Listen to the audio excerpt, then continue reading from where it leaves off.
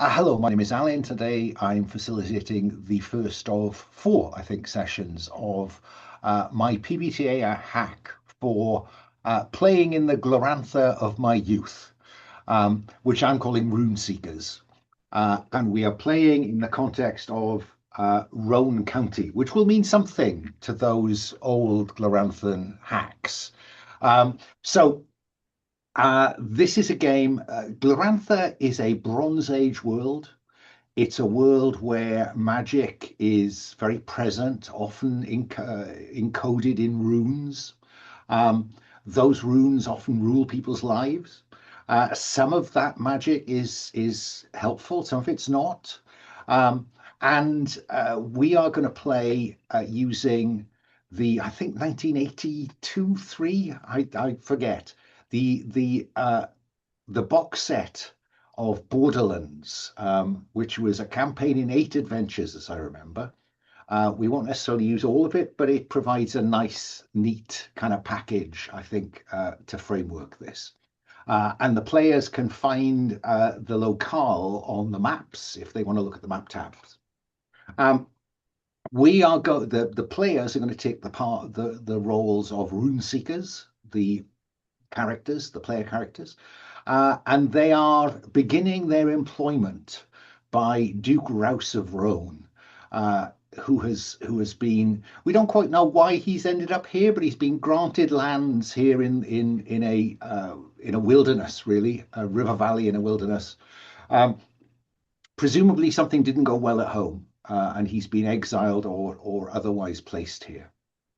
Uh, the settlement that the character is going to begin it with is mostly a fort with some retainers. Um, Again, you can check out the NPC tab for the principal NPCs in the location. Um, but we're going to be using the structure for these sessions that comes out of Speed Rune, which is intended to be a very kind of light way to play Rune Quest. I'll be honest with you, I didn't quite like the system. That's why I've hacked a bit of PBTA. Um, but as a campaign framework, I think it's quite interesting because we will play each season of the year. We will play one mission and then have some downtime, which will give the players the opportunity to perhaps shape what's going on at Rone, this community that they are now part of, um, and have an opportunity to interact with other players, NPCs, the gods, conceivably, as well as local neighbours. And the players can check out the community tab because that's what we currently have in terms of our community. Um, I will just say that this was organised as part of the Open Hearth Gaming Community's monthly calendar. If you don't know about the Open Hearth, please search Open Hearth and come join us because we want to encourage more people to play online. Certainly, I wouldn't be playing with any of these players if I wasn't able to play online because we are scattered across. Well, 2 continents, 3 if you count the Brexited Britain as an additional continent, which is a questionable description, but there you go. So that's our context. Part of the Open Hearth, the way that we like to try to make games online as safe and comfortable as possible is that we require people to play within the Open Hearth community's code of conduct. And I know all these players have played with it before, so I don't need to go into detail. But we also play with a set of layered safety tools. So we're playing with lines and veils, we're playing with an open door and the X card, and I am going to put some breaks in approximately every hour, just so we've got a bit of breathing time. And it gives me, as the GM, a chance to kind of think where this might be going. So that's our setup. I will say that the nature of the setting means that there is some I mean, I put them down as content warnings, I guess, but there is the opportunity for culture clash here, and there is a kind of underlying theme of colonialism, in as much as Duke Rouse comes from a major empire to the west who have conquered these lands, and he's been given this Pasha wilderness to colonize. So just be aware of that, I guess, is what I'm saying. Um, Do I need to tell you anything else? I don't think I do. I will now just run round the players and invite them just to say hello, tell us their pronouns, and say anything they want to about themselves, their gaming endeavors, or whatever else. So Lowell, let me kick off with you. My name is Lowell, pronouns he, him, and I'm the community manager for Open Hearth. I I'm a dinosaur. My sister is an even more of a dinosaur, and I know that she played RuneQuest and Glorantha back in the 80s. I didn't come to Glorantha until the 90s, which is still a long, long time ago. But kind of fell in love with it and played it in at least a half a dozen different systems that none of which were actual RuneQuest. And so I really, really do enjoy the setting and the vibe and the idea of hundreds of gods out there, and everybody kind of has to deal with being associated with one of them. So I love that. Great, thanks, Lowell. Dominic, shall I come to you next? Sure, I'm Dominic, he, him, and I am also old, but not quite as old. So I didn't have the chance to play Glorantha when it was current, and I don't think I would enjoy it today in its original form. So I'm very glad to have a way here to, play it, experience it in a rule system that I'm much more comfortable with than the crunchy old games of our youth. Absolutely. T, say hello. Hi, I'm Tiamat. I go by T, she, her. And I suppose that I was peripherally aware that RuneScape existed and that people who played it complained about building job skills a lot. So that is my level of experience here. You, and finally Sabine.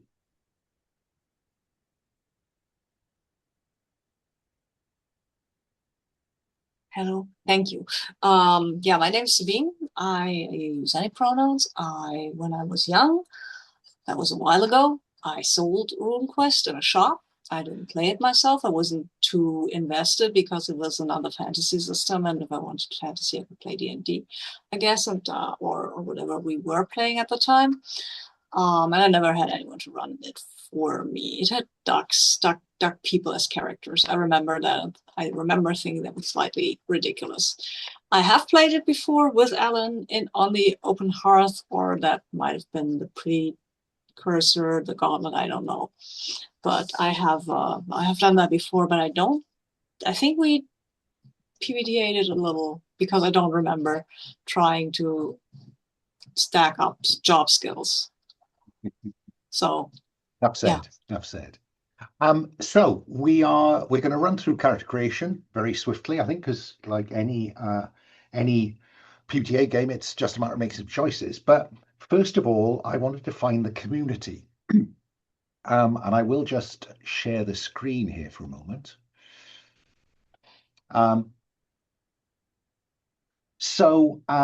Ronegarth is the settlement that is going to be your community for the purposes of this little campaign.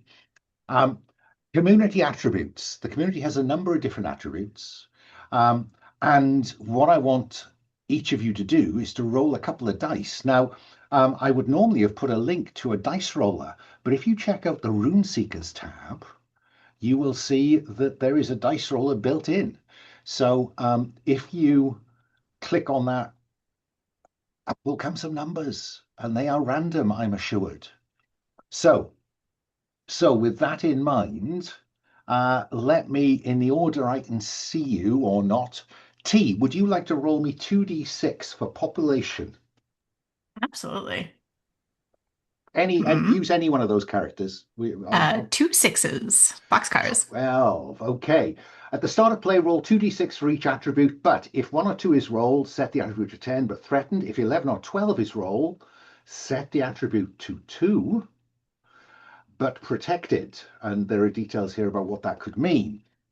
So unsurprisingly, a small population because none of those settlers from the far west have arrived yet. Let me move to Sabine. Sabine, would you like to roll me 2d6 for wealth, please? Oh no. Okay.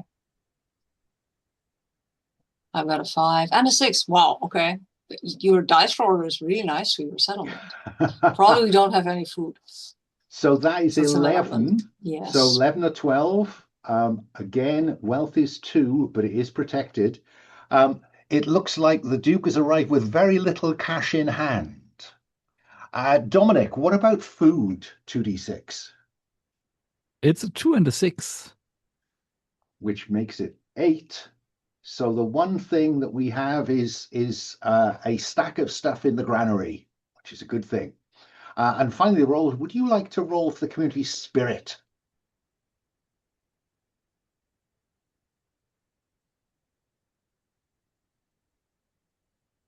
Oh, you are muted. Unmute, he said. 5 and 4. 5 and 4 is a 9. So, plenty of spirit. Now, spirit is you can read it as morale. You can read it as connection to the world of the gods, whatever. But it's strong, which is a good thing. I wonder what will happen to it.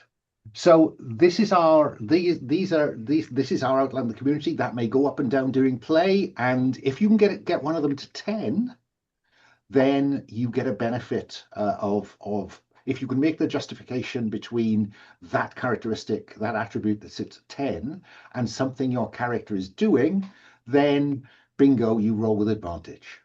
So there's our community. So then character creation. I think I can do with the share now. So character creation.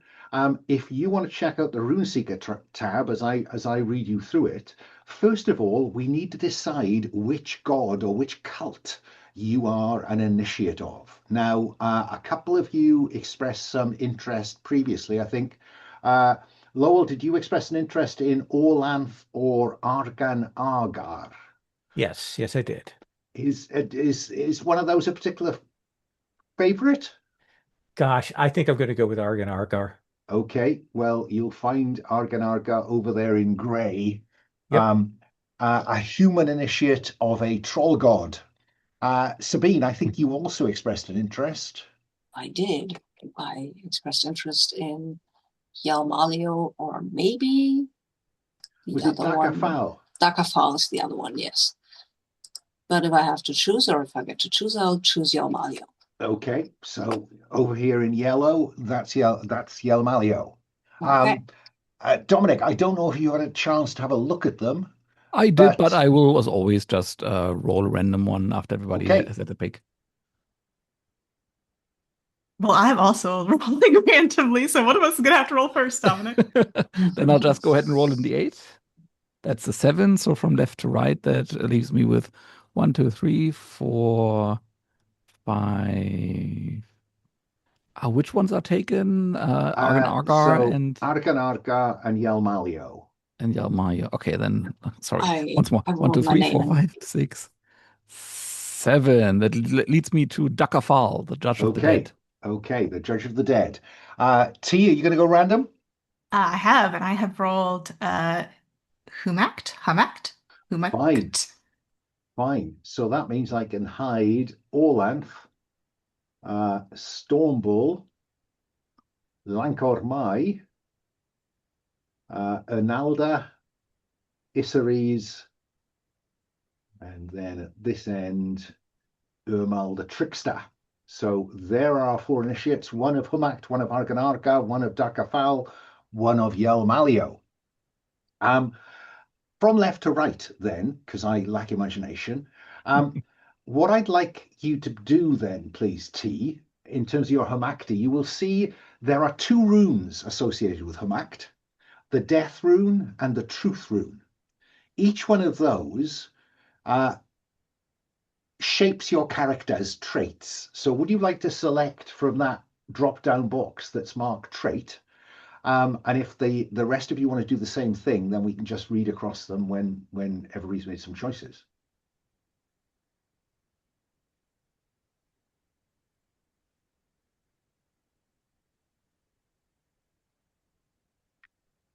There shouldn't be any duplication unless you have, there might be some around the Truth Rune that both Humakt and Yalmalio have. So if you can choose one that isn't observant, Sabine, that would be great.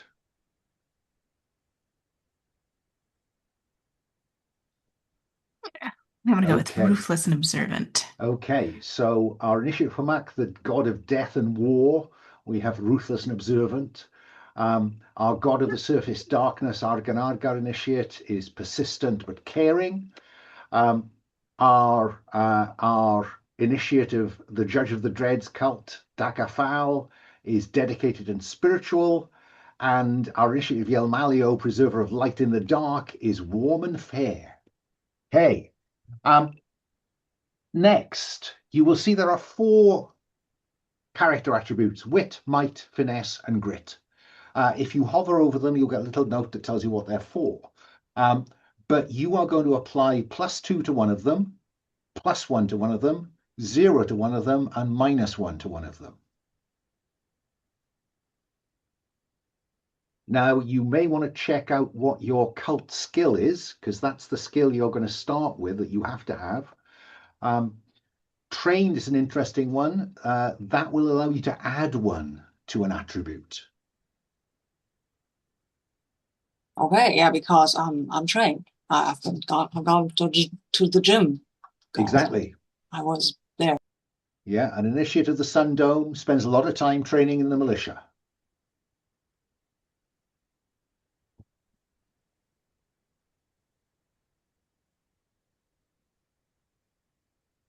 Alan, where can we find information on the skills?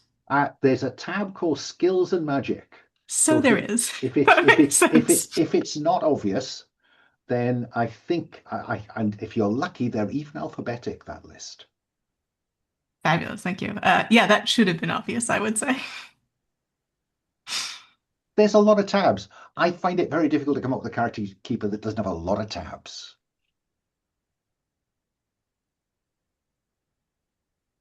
Okay, so what are we seeing here? So cult skill for our Humakti is melee. For Argan Argar, it's awareness. For Daka Fal, it's lore. Lore as in Lore.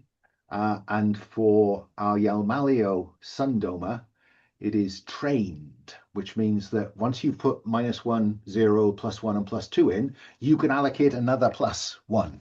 I have already done that. Okay. Oh, so you have. So you have. So yes, I see. Okay.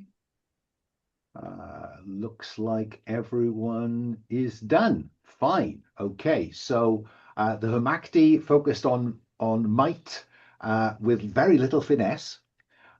We've got an Argan Argar, bright but bit weedy.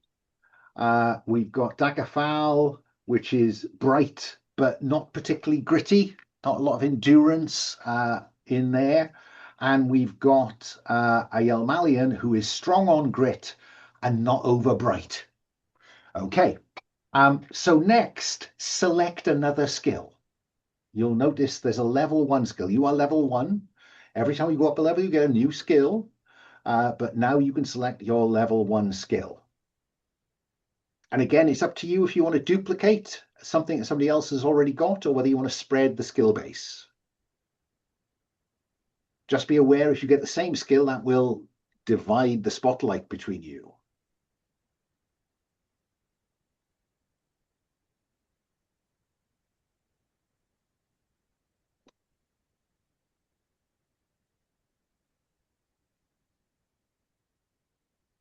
You know, I think I might share just to give our hundreds of viewers a look at how this character sheet is shaping up.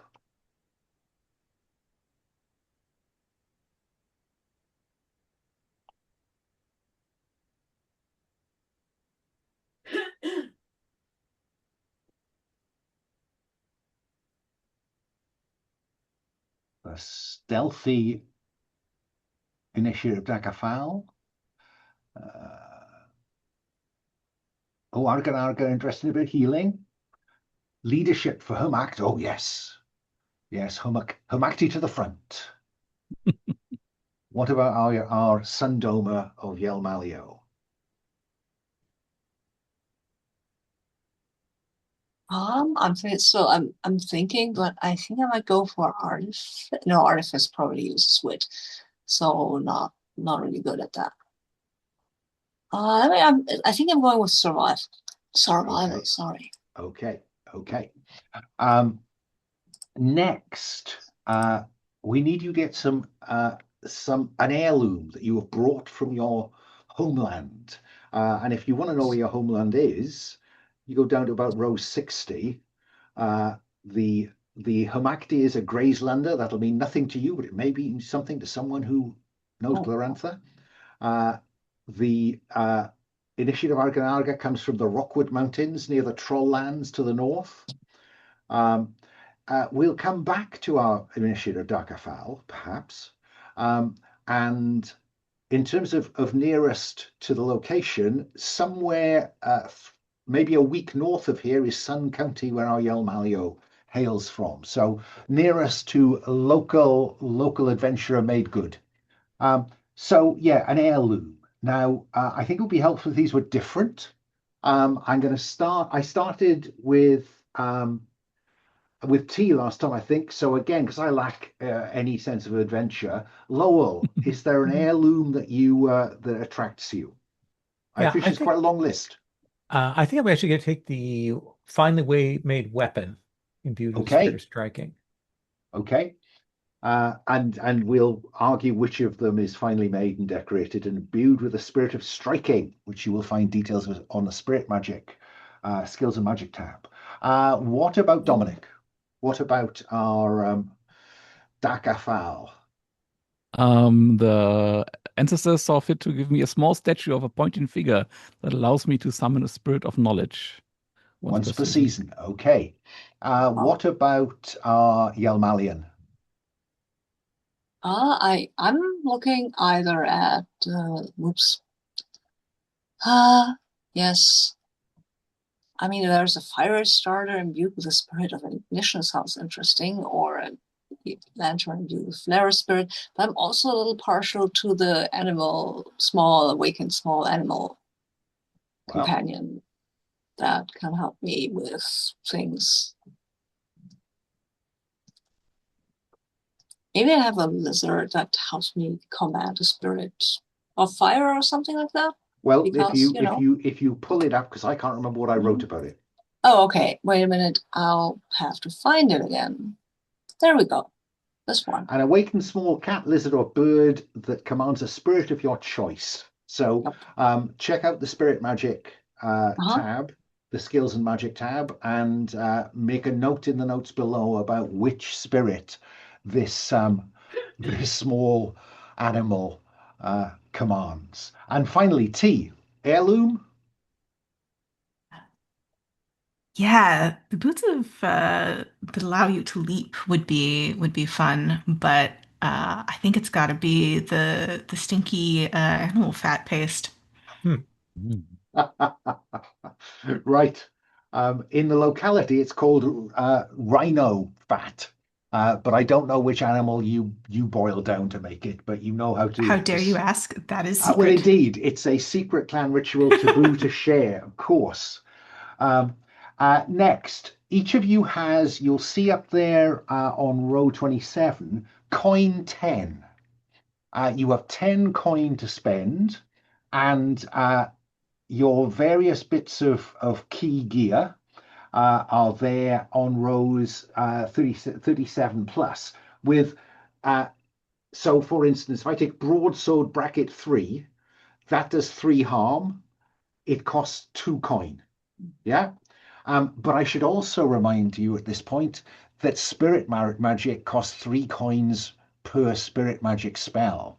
So you need to make a decision about what you want to spend of that 10 on weapons and armor, crudely put, and whether you want to spend any on any spirit magic spells.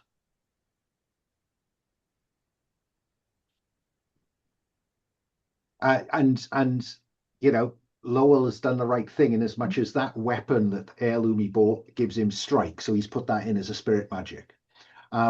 You might want to do the same thing, Sabine, once you decide what your yeah.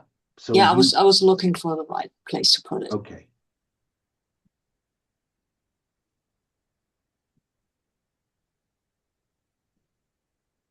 Alan, which weapons are light? Right, if you check out the gear list, weapons, light weapons, long knife, short sword, staff, club, one-handed spear, javelin, rolled with finesse. Heavy and mighty weapons are on that list as sword, axe, spiked club, battle spear, two-handed greatsword. So your broadsword is a heavy weapon, if you wanted to go with that. Fantastic. I did, in fact. Yeah, because then you can use might.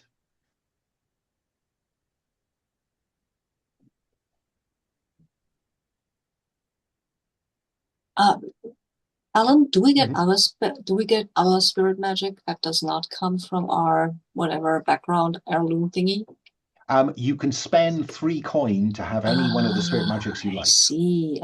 Okay. because you have to pay a No. priest to imbue Okay. some object or tattoo or Okay. Cool. Okay, so I've spent 3. I can spend 3 for the spell that I want. There we go. So I've spent 6. I'm still got 4.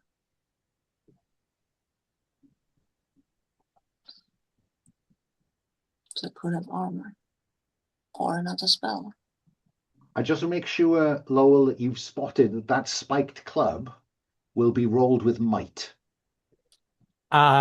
Yes, but it was free. It was free. Mhm. That means So I why can not? sell it. Yes. The magic was 3 coin, right? Yes, any Okay. one of them is free. Dominic, should we have the same spirit thing? Because I have Rune of Fire, and that's Oh. why I took it. So I just randomly rolled. I can take a different one. I don't mind. I think that would make sense. Thank you.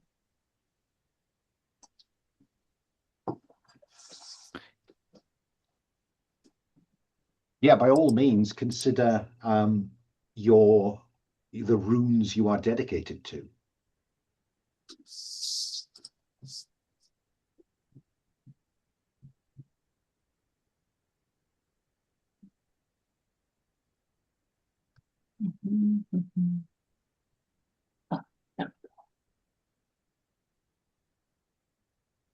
I couldn't resist keeping some of the original RuneQuest Gloranthan names. Again, those of you watching, you may have fond recollections of Befuddle as I do.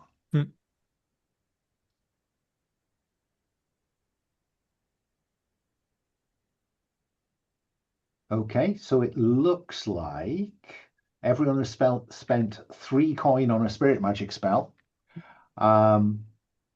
And the heirlooms that provided a spirit magic spell are fine. What I'd like you to do is just look at the armor you've got, which is noted as AP on the gear list, on the gear section. And that should tell you what your armor value is up there on row 23. And I think, given that you have that animal fat into paste and applying it +1 armor versus weapon damage, you could put the armor modifier in at +1 when you choose to use it, T. Because it does give you -1 trying to stay hidden because it stinks.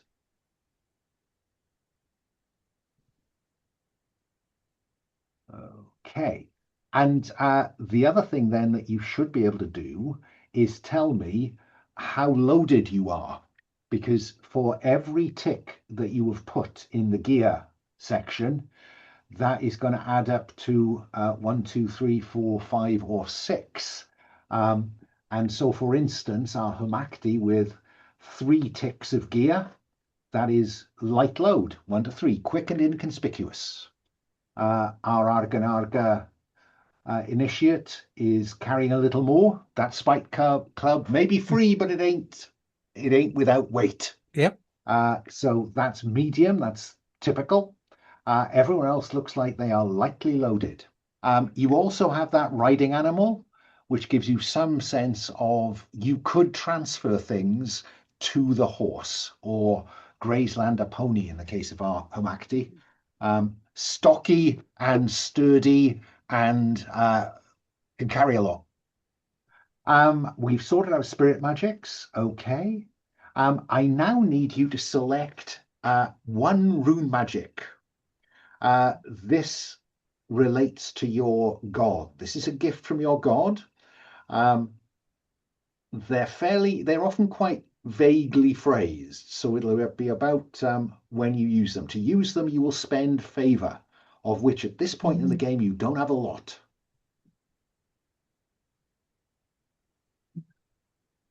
And when you get to second level, you will become devoted and get another one. Ooh. And just to be clear, so Humakti, Death and Truth, I would pick a rune, either Death or Truth. No, you can choose either one of those as your first rune Okay. magic. You'll need to choose the other one when you become devoted. Gotcha. But you couldn't be like darkness, because that's not what your god's about. Exactly. Gotcha. There is a chance to find an understanding of other rules in play, and that might open up some other possibilities with sufficient advancement. But we'll cross that bridge when we come to it. So take your choice, death or truth. Death. +1 harm to a designated edged or pointed weapon or missile until the end of the scene. Okay. So all of that is sorted. We've got your hope. The next thing is I need a complication and opportunity. I think I last started with Lowell, Gazatan, our initiate of Argan Argar. So this time, Dominic, would you like to pick a complication that attracts you? Of course. Just give me a little second. That's the 9. That's the last one. A significant local NPC lured me here. Oh. But I don't know any local NPCs yet. Say who and why when you meet them. Yeah, okay. So I can push that along for a little bit. You can. You Okay. can. What about Ariel Malian? Yeah, I was exiled from my homeland. Why was it Right. just it was kind of a misunderstanding, I think. As we learn, see, Surass is not the sharpest knife in the drawer. So he might have been well-meaning and tried to help someone, and things went a little, let's say, awry. And then they said, and there was a lot of things going wrong at the same time, most of which weren't Surass's fault. But at the end, he was like, okay, this is my fault. I'm so sorry. And they were like, get out of here. He was like, okay, I'm still sorry, okay? Now, you will find an empty slot on row 64 for you to put some words or phrases in, just as an aid memoir for that. Yeah? Yeah, okay. Let me go round. And we don't need to put anything on Dominic's yet because he hasn't defined who this person is. But if I come round to Vozeles, am I pronouncing that okay, T? Yeah, I've also rolled a significant local NPC is going to be suspicious of you. Oh, well, go ahead. Right. So, okay, a significant local NPC is going to be suspicious of you. Say who and why when you meet them or when you think they might have cause. Fair enough. What about Lowell? What about Gazatan? I am subject to a fearful prophecy. You don't have to tell me yet. Yeah. Say what it is when you sense it coming to pass. There's also, though, an opportunity. So this time I'm going to start with Surass. So, Sabine, which of those opportunities attracts you? I had one. Yeah, I think how does your demeanor, first impression, makes you easy for even strangers to like you. I'm helpful. I want to help people. I can make fire. I think you're fair and warm.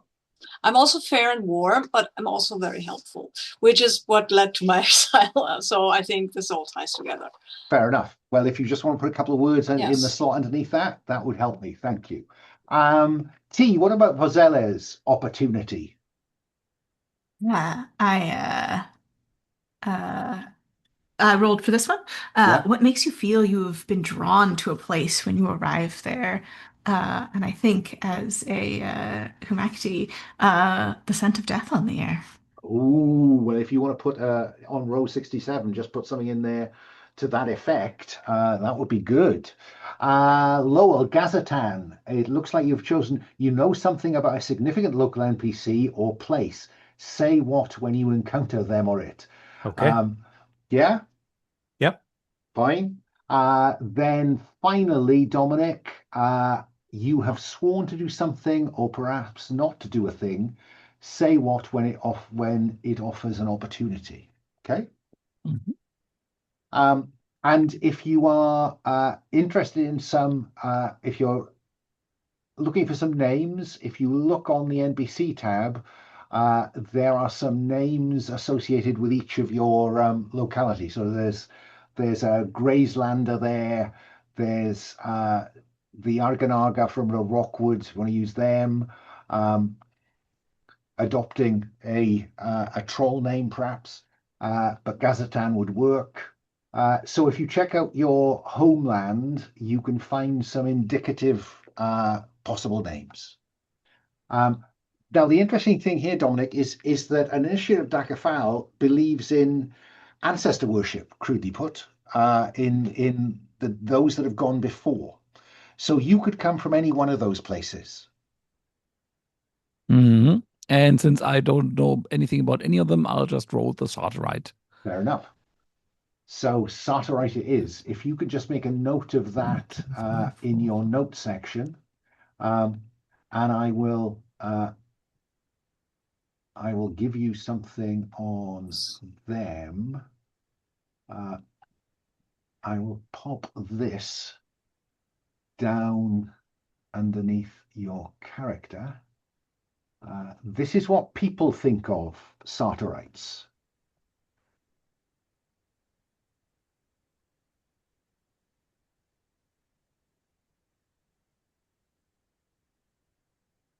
Sartorites are seen as quarrelsome, reckless, and fiercely independent, often emotional, passionate, with swiftly shifting opinions and feelings. Their homeland is occupied by the Lunar Empire, and many Sartorites have left in search of the freedoms they crave. Now, again, that may not be true of you because your traits are dedicated and spiritual, but that is what people are going to assume when they see you and see you as a Sartorite. So, About that, go ahead. Alan, this dedicated is dedicated to my fellow man, right? Not to my god. I mean, I'm also to my god, but since it's the man rune, You're dedicated to your god in the sense that you want him to give you rune magic. yeah, of course. But I mean, since I have the man rune, Oh I yeah, was no, wondering where the dedicated comes in. you can play that any which way you like. Ah, okay, good, It's a trait for you to deploy. good. And when an action you think that trait would help you, you will roll with advantage. Okay. So those are our characters then. Let me stop the share there. So we've got our characters, we've got a community that you are relatively new members of. I'm going to assume that you are reasonably familiar with one another. Presumably, the Duke Rouse or his swordmaster recruited you as a group rather than you being complete strangers, because that's a bit tedious. You don't know everything about one another, but some of that may come up in play. So these then are our characters. And I think that our first pilot episode of Rune Seekers, Rone County, will take the form of an opening scene, I think, where we see Ronegarth, this pretty small fort in a steep-sided valley. Again, you can check out the maps if you want me to go with it. You can check out the maps and see that Rone Fort is a small enclosed structure. It's got walls about 10 feet high. There's a walkway around the top, which is probably a meter wide. A couple of small towers and one big tower. The big tower is where the Duke, his lady, and his swordmaster, his daughter, his wife's priest, Darilli, They live in the tower. But you and most of the retainers are living in tents in the courtyard of this enclosure. There is laid out just outside the walls the outline of where it is hoped that the settlers who arrive next year, where it's hoped that they will build some homesteads and begin farming. But it's a pretty exposed location. It is if you check out the community tab, you will see that we are in sea season. This is the spring.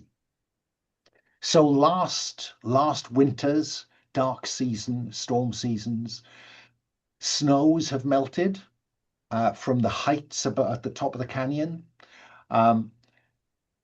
That runoff is causing the river alongside Rone to be running quite strong and deep.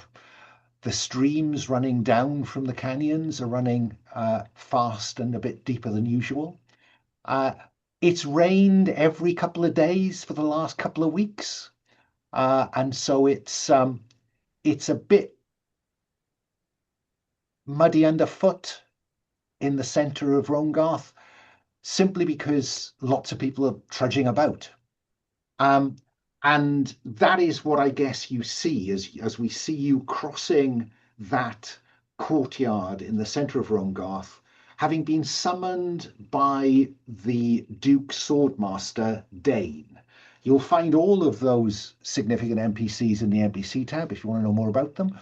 But Dane has summoned you, sent a servant to find you, and you see him stood in the open gate, looking out from the courtyard.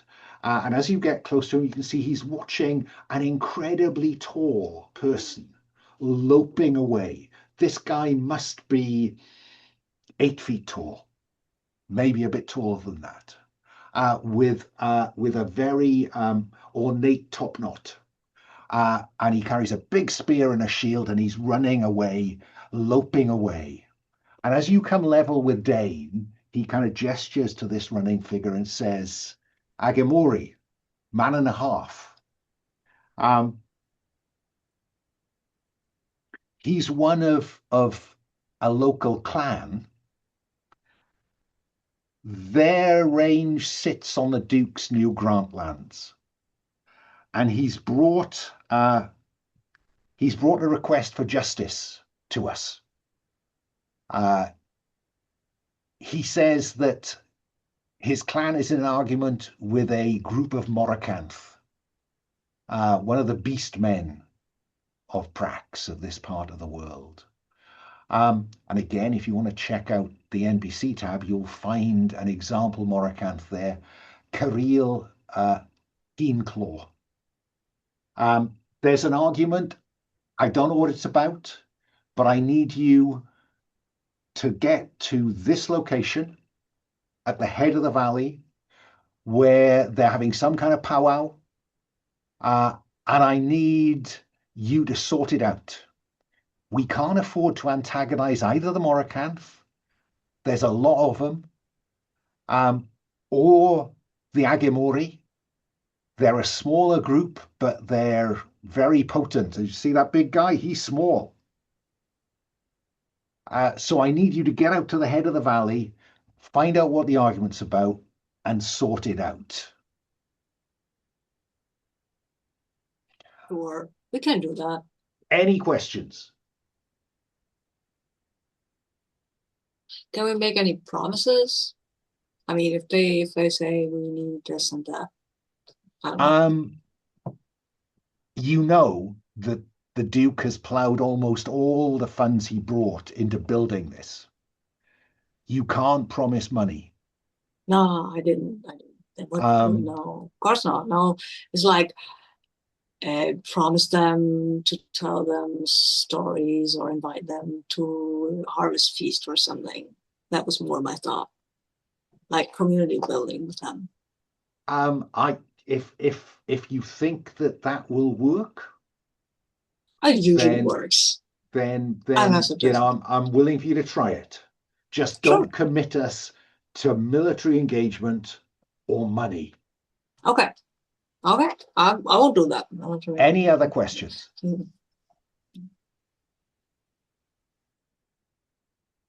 How long is the journey? It'll take you half a day to get to the top. You've got your own animals, use them to get up to the top of the valley. Okay? Right. I'll expect you back tonight with some kind of response. If I don't see you tonight, I certainly expect to see you tomorrow. And then I think we cut to the middle of an argument. One of them is a Morkanth, and we can see, if you check out the NPC, you'll find Kareel Keenclaw on the second row. She's a sentient tapir, in effect, stands about 5 foot high, and she is saying his people were hunting my herdmen. They got caught. Now they'll replace what they killed. And on the other side of the argument is this enormous Agimori, Chaku Great Spear. Foundchild requires us to hunt, but what she plans is abhorrent. We demand the Duke's justice. If we were human, says Keenclaw, we just kill them out of hand. Instead, our punishment for such as these comes under the covenant of Waha, the covenant of eater and eaten. It is entirely lawful. Indeed, the god requires it. Surely the Duke will not withhold this appropriate recompense for our loss. I'm very happy at this point for you to cut back in time if you want to do any conversations or do a bit of background research.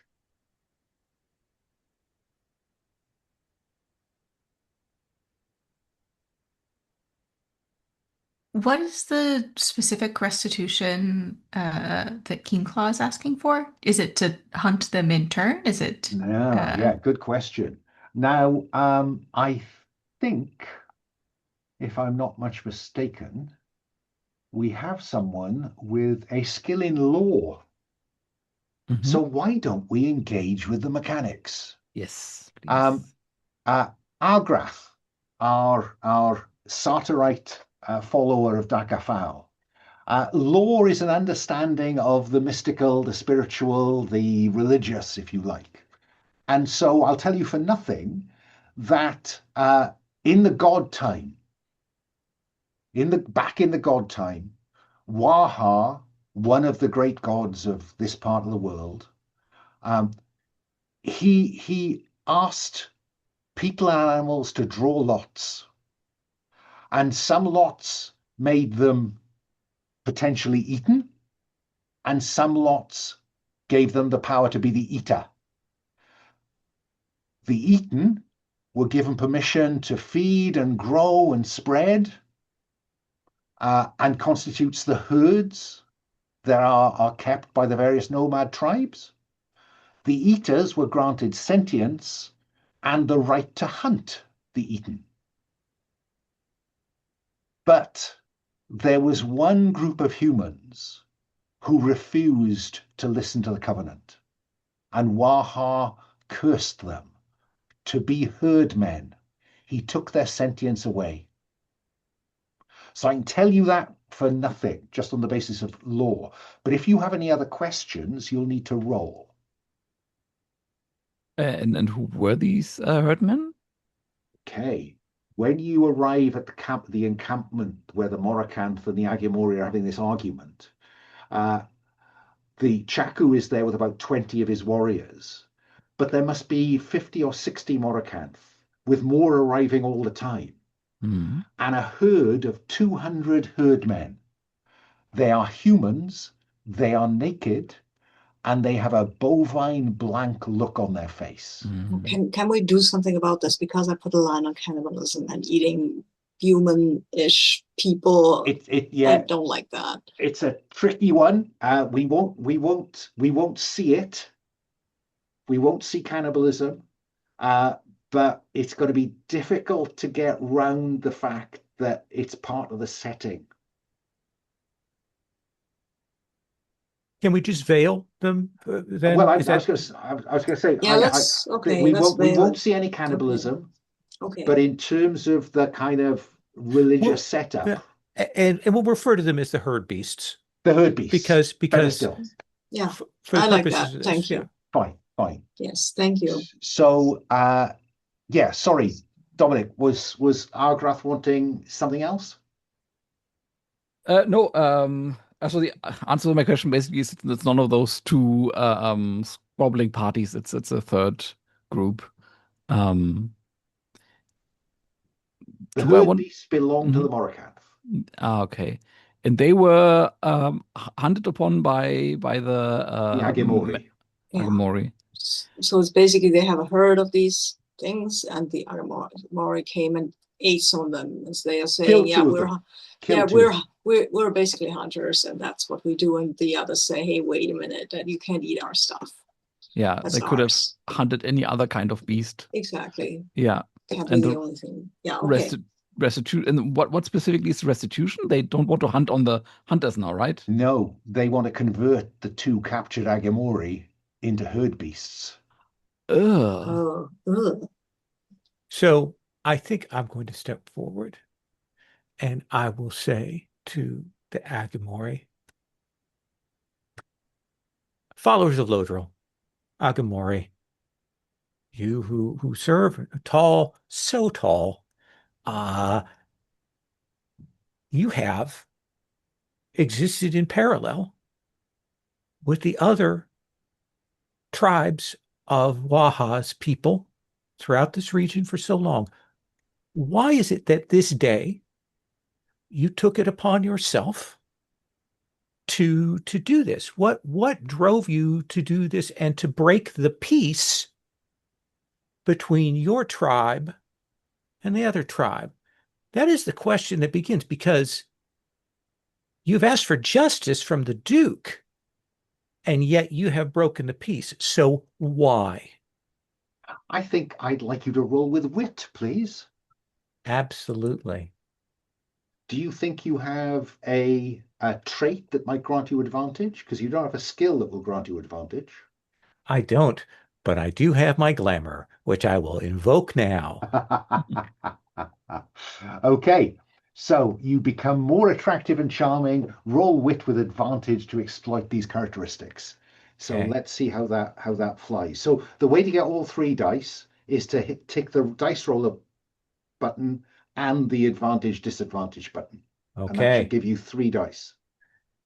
Surely, with 3 dice and a +2, nothing can go wrong. Oh, It's an Nothing did 11. go wrong. I think that's an 11 by my calculation. So there is a single move for take action. On 10 plus, you succeed as well as you hope, and you choose one. You create an advantage. I mean, there's no harm in play here or consequence in play. You create an advantage to be exploited by you, or if the GM agrees, another hero. Stretch yourself to a success with exceptional style or effect if you accept disadvantage going forward. So you can push it to get even more. But I think that on a 10 plus, Chaku looks slightly embarrassed. I think it's fair to say. And he blusters a little bit about there were circumstances that led to this. But surely you understand that aside from the Morkanth's claim, the Duke has claim on you for breaking the peace. We did not break the peace. It is the Morkanth who bring this. No, I wouldn't be here if no. it wasn't for what they did. You broke the peace. So, if you will not give them people, and we can understand why you would not do that, what is the thing in equal measure that you will offer? Okay, so he says he draws you to one side and leans down. When that happens, I make sure that I grab the Humakt. Oh yeah. Just come this way. Come this way, please. Virkala is at your shoulder, Let both of like a us just have this scowling shadow. conversation. And it's clear he just wants to talk to you. It's not, there's no threat in, it's just All right. personality. And then he leans down and whispers in your ear, these are two young warriors who undertook a dare. This was their first hunt. The herd beasts were here. And so It's an honest mistake. But even an honest mistake must be repaid. Do you wish the Duke to look upon you favorably? Do you wish for us, and I gesture to Daka Fal and the Yamalio and Humakt, do you wish to us to go back to the Duke and say, the Agimori are fair and have paid their debt, and we should respect them? I think that if you want to push that, so you've got your success, you know why he did it, you know why he's embarrassed about it. Do you want to push your success and accept disadvantage in order to get him to agree to some solution? Absolutely. I will put myself at the mercy of my allies at that point. But yes, I will do that. What is he prepared to give up? I think that in place of the two warriors. I think that they have to give, and the quality does not matter, but I think that they have to give up a herd beast of their own. Well, from that they would herd. I Do think they herd? they Do they don't herd? herd, they hunt. Not but the kinds of things that they hunt. Yeah. Not a herd beast, but something that Yeah. would be a value from them. He says, we will provide a hand of bison. And I look at my allies and I go, how fair, how generous. Do you not agree, my friends? Yes. Virkala Lot of- nods. It's a lot of 15. bison. Yeah. It's a lot of bison. I turn to the Morkanth. Surely you will accept such a generous offer and keep the peace that Duke Rone so wishes here to make up for a mistake. So that sounds like you're trying to convince Kirill to take the deal, doesn't it? Yes, it does. And I think I'm rolling that at disadvantage. Unless somebody else wants to step up. Someone else roll with wit, not at disadvantage. I perhaps look at my Daka Fal. Yes. Yeah, I was imagining that maybe my character has some knowledge that as a player don't have, that underlays that proposal, like with scripture, like there was a like precedent somewhere in the scrolls. Yeah, I think you can spin enough on the Covenant of Waha to benefit from law. So you can roll with advantage to convince Kirill Keenclaw, as you know, my friend has spoken to him. Now I'm speaking to you. Go ahead. Convince her.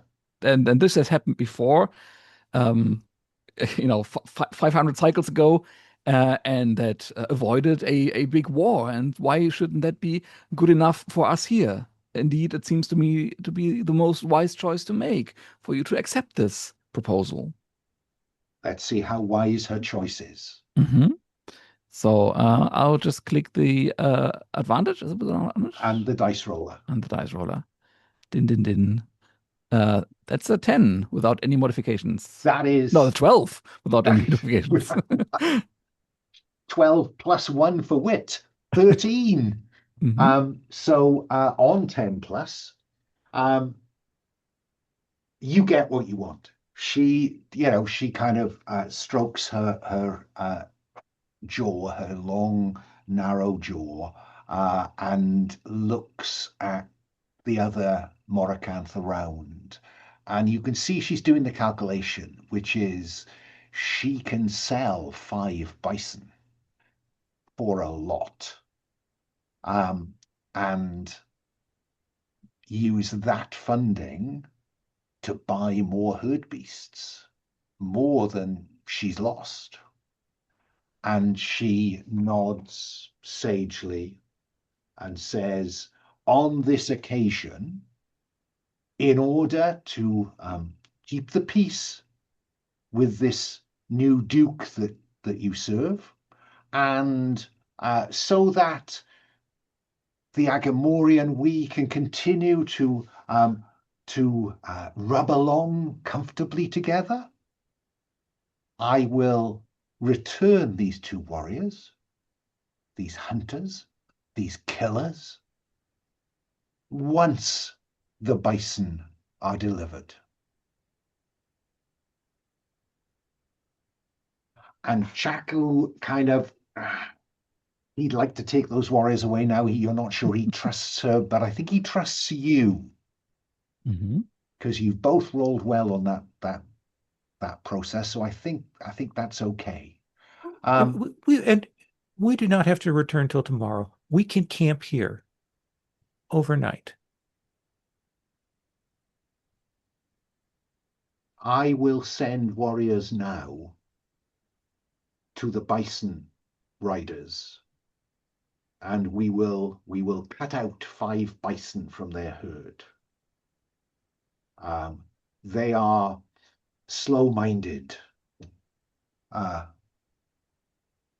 It will be easy. You do not have to tell us the details of this. There is no need. But we will camp here and await so that we can watch over this. Very good. Very good. And I will turn to Virkala and Surass, and I'll say, I hope you two are okay protecting and holding watch this evening. Yeah, sure. Virkala grins. She's found this negotiation sort of boring and is like, perhaps there will be trouble. My fears exactly. Surely not. Oh no. I mean, maybe we can make a few friends here instead of having trouble. That would be better. We will see. Yeah. We will cut away now from whatever campfire chat you have with the Morkanth, or do you keep yourself to yourself? I'm looking at Surass and Virkala here as the protectors. Oh, Surass is not keeping to himself. Surass is like, wants to meet new people. That's interesting, right? Okay. What about you, Virkala? Are you tending to advise that we set up our campfire over there, or are you content to join the Morkanth? I mean, I think if there is trouble, Virkala is expecting it to be from the Morkanth, so the closer the better. Okay. Okay. So you join Kareel Keenclaw at her large campfire, along with her immediate confidants, and there are, scattered fires of other Morkanth groups around, a couple of lean-to tents just to get out of the wind. And Surass, you said you want to make friends and influence people. What do we see you doing? I mean, basically, what am I doing? I think I will be helpful and help them light their fires, tell them funny stories that I've learned on the way that are hopefully not culturally insensitive, but yeah.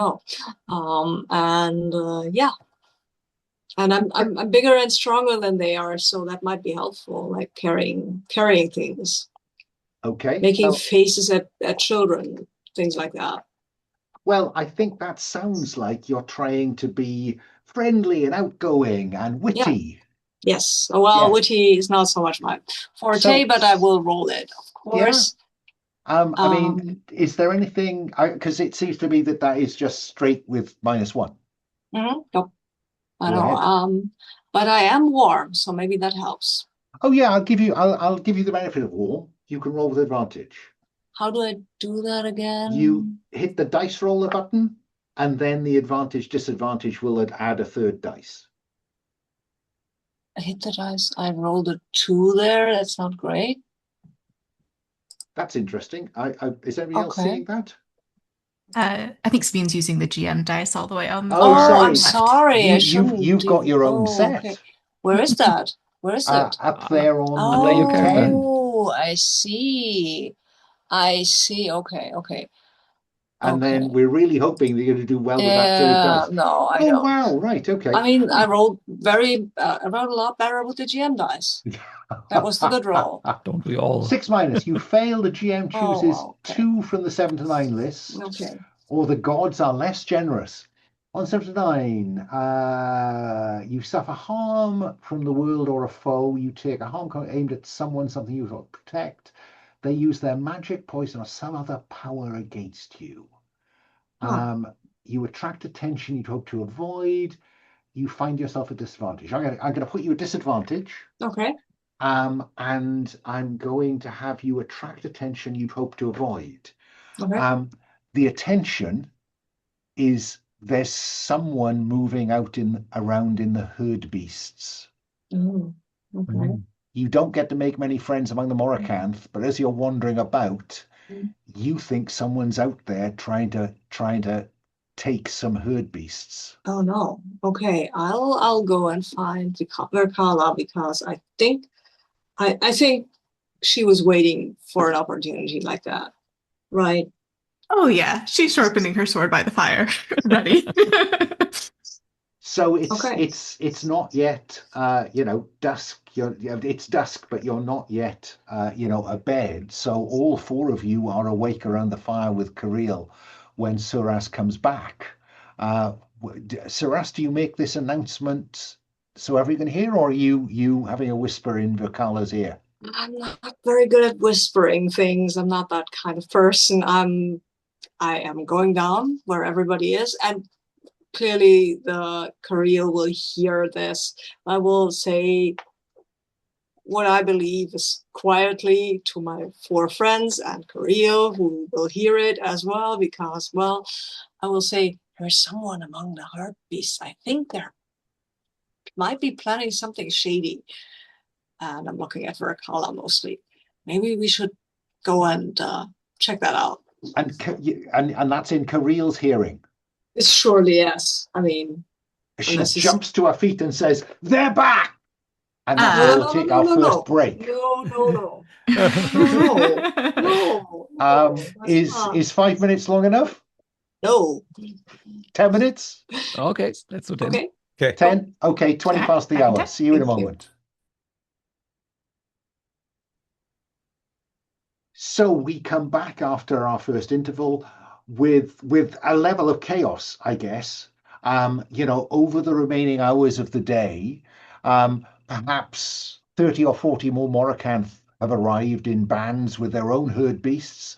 So there's now the thick end of 100 Morkanths and maybe 500 herd beasts in the vicinity. And there are Morkanth, running in their groups, they're running to where their herd beasts are located and just trying to make sure that they're not being taken by Agimori. Virkala, what do you do? Yeah, I mean, this seems like a huge mess already. So I think, she'll leap on her horse with an H, as a Grayslander. I think she's most comfortable fighting mounted. Yeah, and is going to do a classic, hollering to get everybody's attention, so that they can let her do her job. Okay, so I think this is leveraging your leadership, I'm guessing. Indeed. And if I'm not much mistaken, it's wit with that skill. So it's wit at advantage. All right. What is flat for Virkala? Ooh, that is a hot 6. Okay, the chaos continues. Is What? there, Go on. because this is sort of borderline, is there an assistance move? There is help another seeker. If things have gone wrong for another seeker and they ask for help, say what you do and roll with the attribute the GM says. Is there one other of you who seeing Virkala not getting the attention that she would like, wants to step up? I would like to step up here because Surass steps up. I created the whole mess, so I guess I should try to rectify it. Listen to her. She knows what she's doing. She's the one I was telling, not you. Stick here. Sit on your little butts, please. Okay, so I mean, I'll be honest with you, that sounds like roll with wit. Go for it. Okay. Okay, so that's another 6. Oh, okay. So 6 minus, you fail and you both suffer any downside associated with their original outcome. So chaos continues. Both of you are shouting at dispersing Morkanth and are deeply occupied with that, while Argrath tells me what he's doing. I suppose I can't help them as well, can I? No, one off. The moment has passed. Chaos ensues. Then I will sneak into the herds and see if I can find whoever Virkala was seeing and come back with concrete information. Okay. Stealth would apply here, I think, for you to see without being seen. So, and I think it's probably, well, I don't know. I think it's probably finesse at advantage. Din, din, din. That's a 14. Oh, will you look at that? So that goes like clockwork. You see, you succeed, no downside. You are at advantage relative to what I'm about to describe. The first thing I think, given it's you that you sense, is a disconcerting aura. And you how do you sense that? Do you smell it? Are you able to see some of that because of your connection to the spirit world? That's a good question. Let me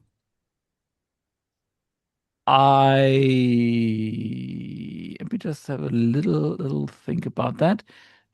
Because I'm very happy to engage the special effects budget at this point. I'm just wondering how Daka Fal communicates stuff like that to me. I think, I like the idea of smell. That there's something smells and patterns. Like there's a smell that doesn't belong here. Fine. And you sent that and you use that to close in on an odd-looking creature. The first thing you see outlined against some of the Morkanth fires are horns. Antler horns, antlers, not horns. And there is a creature who's got one of the herd beasts round the neck and is dragging them away. Oh. And the herd beast is, blankly kind of struggling, but doesn't have the wit to do anything else about it. So you have advantage. You can see this creature. You have lore. I will tell you, this is a brew. This is a creature of chaos. This is one of the cursed ones. This is a beast man, one of the humanoid beasts, the sentient beasts, but they are sentient because of the intervention of chaos. And if you go to the NPC tab, you will see down on row 60-ish some brew. Oh, yeah. Yeah. Like classic Warhammer Beastmen. Indeed. In fact, I to this moment, I think that what was our most recent cancelled fantasy series? Jotunweird. No, oh sorry, no, I meant what's it called? Circle of Time, Wheel of Time, which I think ripped off brews left, right, and center. But there you go. So dragging this herd beast off with a spear in hand and a shield on its back. But that aura is more now than disconcerting. It is beginning to get to you. I need you to roll to resist its effect. And there is a Hmm. move called resist and avoid. When the GM says, roll with the attribute GM says is most relevant, I think grit is what you need to roll with here. Hmm. I'm Bad not one. sure. I mean, you tell me if there's a trait that you think is relevant. Um, the only point I could maybe make is that through lore, I am familiar with the this chaos aura, and I know what to expect and to. I will give you that benefit of the doubt on this Okay, occasion. Roll with nice. Thank you. advantage. With -2, that is a 9 -2, 7. 7. So 7 to 9. Um, 7 to 9, you avoid any harm or mechanical effect, but the GM may still describe a narrative consequence. I am going to set a countdown in motion. I'm going to call it Brew Aura. I'm going to trigger it on any failure you make. And I'm going to make the risk unconsciousness. And I'm going to set the likelihood of this happening at 4. I'll Hmm. explain how the countdown works if it matters. But yeah, this is having an effect on you. You're not sure how long you can deal with it. So Hmm. you can walk away Nope. and I'll scratch the countdown, or you can continue to approach this brew. Hmm. Do we want to Before you give finish me the that answer to now that, or go around? I will, before I come to that, I want to find out what Yes. Gazatan is doing. Gazatan. Gazatan has already done his part of the mission and talked to people. And so Gazatan scoots himself closer to the fire, such that if there is a stampede, Gazatan has protected himself from potential stampeding and things like that. I'm probably packing my stuff up carefully in case we have to run fast, and getting ready in case we also have to talk down the Morkanth, because I do have Harmonize, which Up I, your I will sleeve. I will bring to if I need to bring that to bear. But for the moment, I am remaining in a defensive position. Okay. Virkala, tell me what you're going to do when you realize that your current efforts to control what's happening with command is failing miserably. Yeah. I mean, if they're not going to listen to her, that's on them, right? And she is quite observant, and I think with the 14, there's no way she knows where Argarath is, but she certainly knows where a person she might be allowed to hit with a sword is. So I think seeing that the Morkanth are scattered and running for their own herds, she just sort of kisses her teeth, and then wheels her horse and thunders off in the direction that Surass had indicated that whoever this raider is might be. Okay. Surass, what are you going to do? Ah, Virkala is heading in the direction you thought you saw this yeah, uh, that's a good intruder. idea. I'll jump on my horse and follow. Fine. So both of you gallop off in the opposite direction to Argrath, of course. Um, I mean, we and were going where the thing was, right? yeah, exactly, Okay. exactly. Um, uh, shall we say rather than the thing, shall we say a thing? Yeah, the thing. Yeah. Yeah. And I think that you will see a small knot of herd beasts being maneuvered away by a long, spindly creature with a kind of deformed skull. Yeah. Vakala, you're a Grazelander and you are most comfortable in the saddle. So I'm going to come to you first. What do you do when you see what I've just described? Does she know what this is? I think that she will identify this as some kind of chaos creature because chaos creatures are invariably deformed, mutated. This does not look like a healthy person. Okay.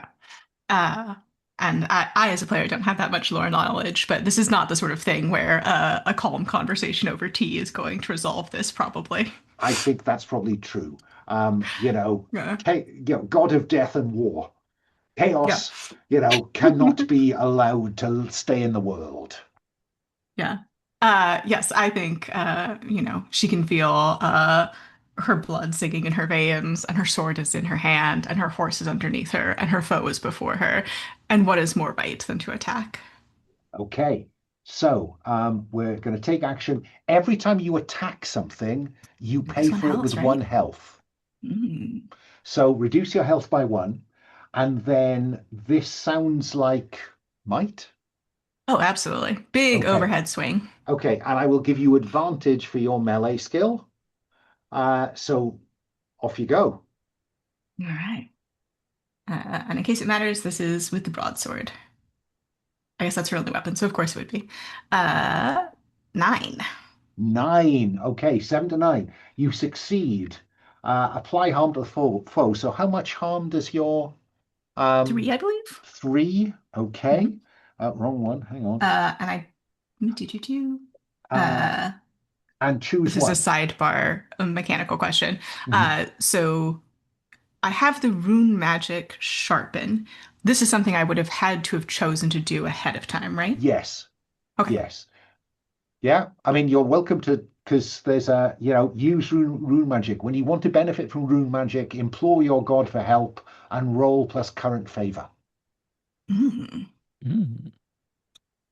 Maybe, this is the sort of thing where her war cry is a prayer. Fine. Fine. Yeah. So let's have you roll plus favor, which is 1. Yeah, and this is just flat. That is a 9.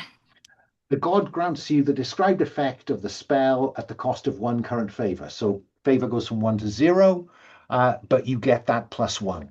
Yeah, which I think Excellent. turns that 9 into a 10. It's plus 1 harm. So I think it turns Ah, the 3 harm into 4 harm, if it I'm does. understanding this It does. It correctly. does. It does. Um, Yeah. uh, it senses you coming, turns, puts its shield up. So that will take out one of those 4, reducing harm to 3. And on 7 to 9, the GM chooses one. You suffer harm from the world or a foe. I think I'm going to have you take 2 harm from the spear that it thrusts up at you.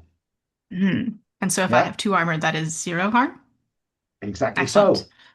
Um, and then you have a bit of surprise, because that was using the spear and shield you could see.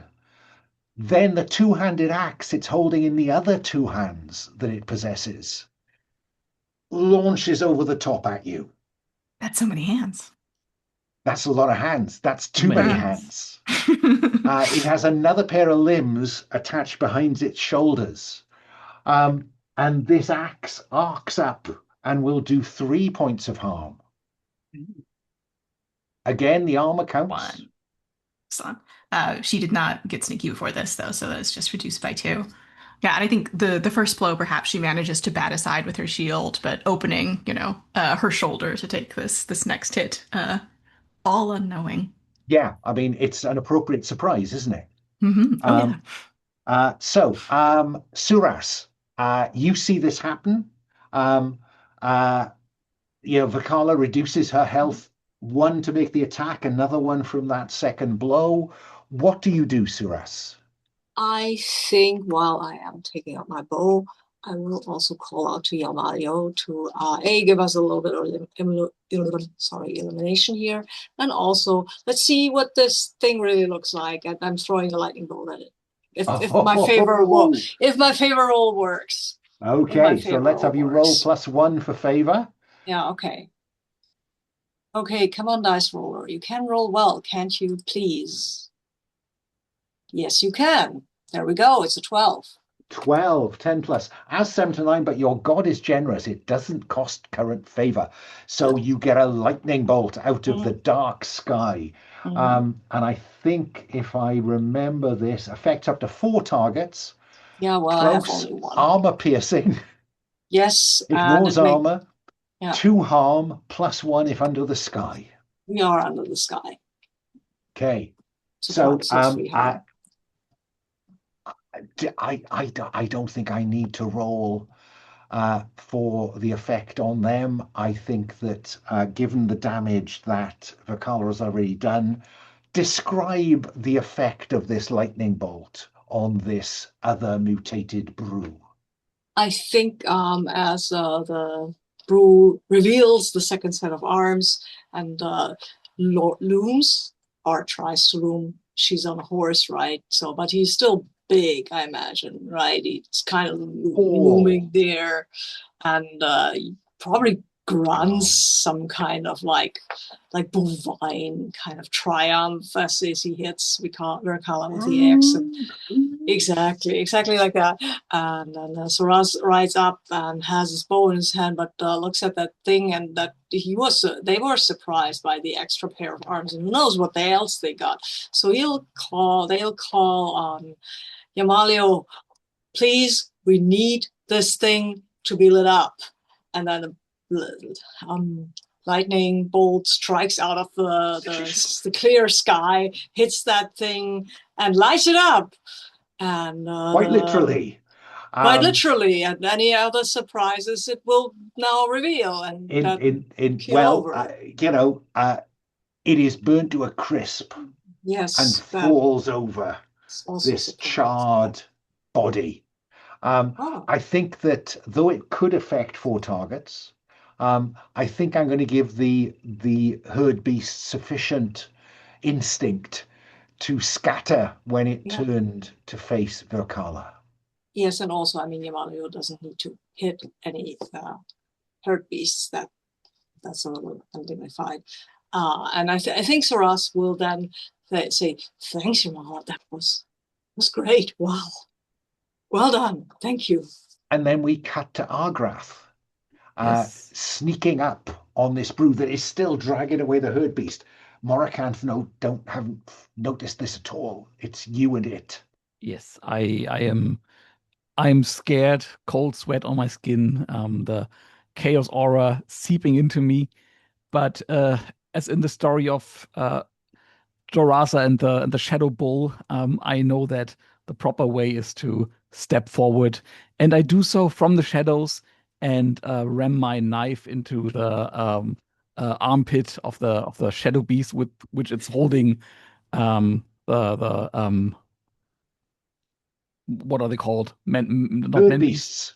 Huh? Herd beasts. Herd beast. And hold my flesh powder, that is my befuddle magic, at the ready in case I need to distract it. Okay. So I'm going to give you advantage for the successful stealth and surprise. So roll with, now you're using a light weapon, aren't you? The long knife. So this finesse, is right? Finesse. Yes, that is a 13. Yoza. So on a 13, Mark, reduce health by 1 for making the attack.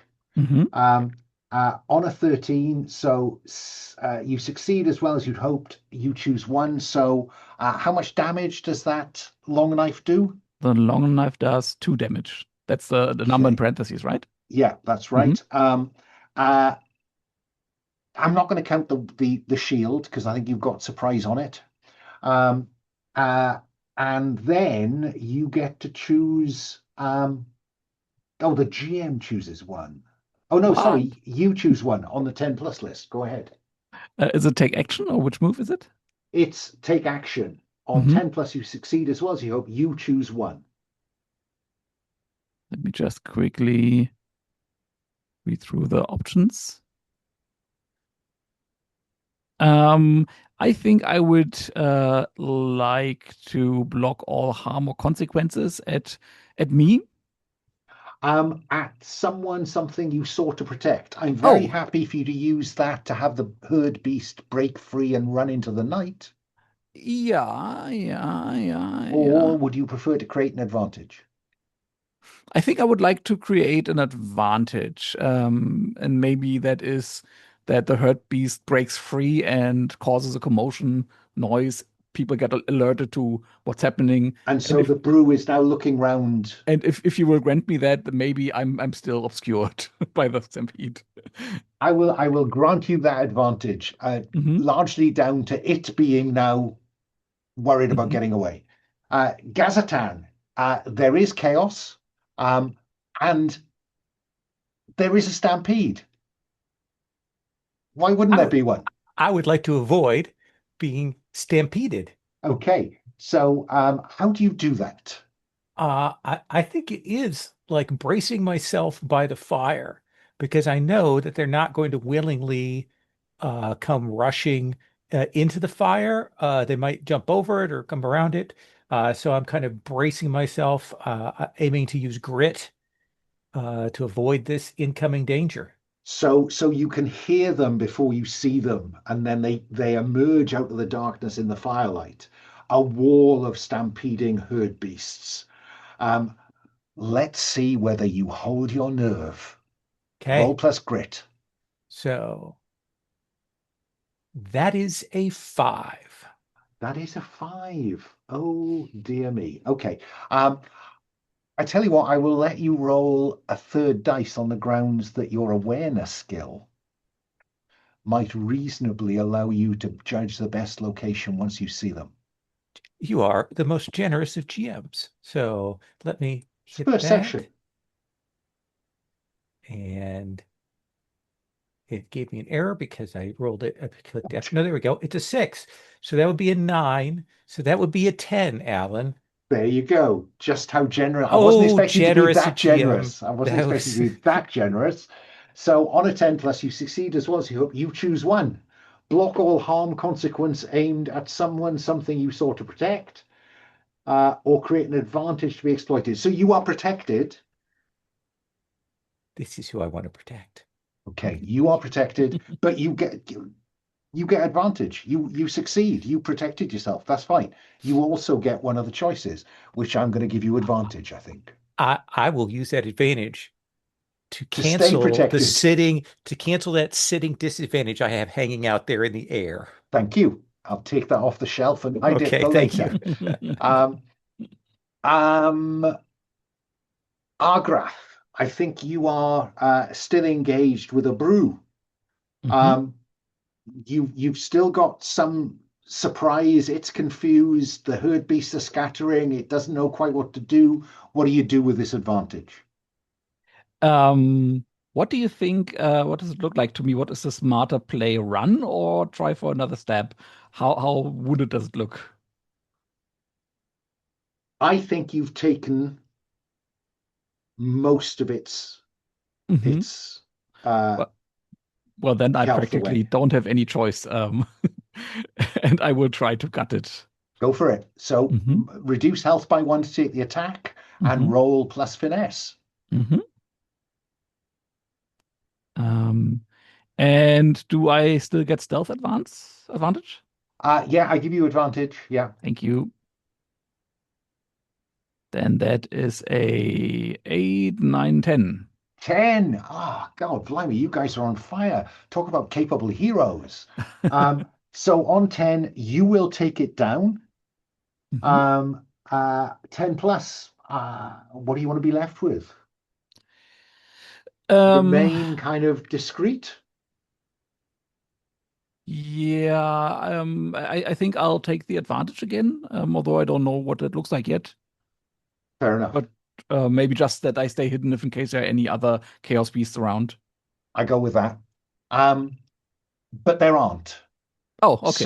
So we cut Hmm. to the aftermath, which is Kirill Keenclaw storming up to you as a group and saying, I told you they would come back. They caused chaos. Brew, What? you see.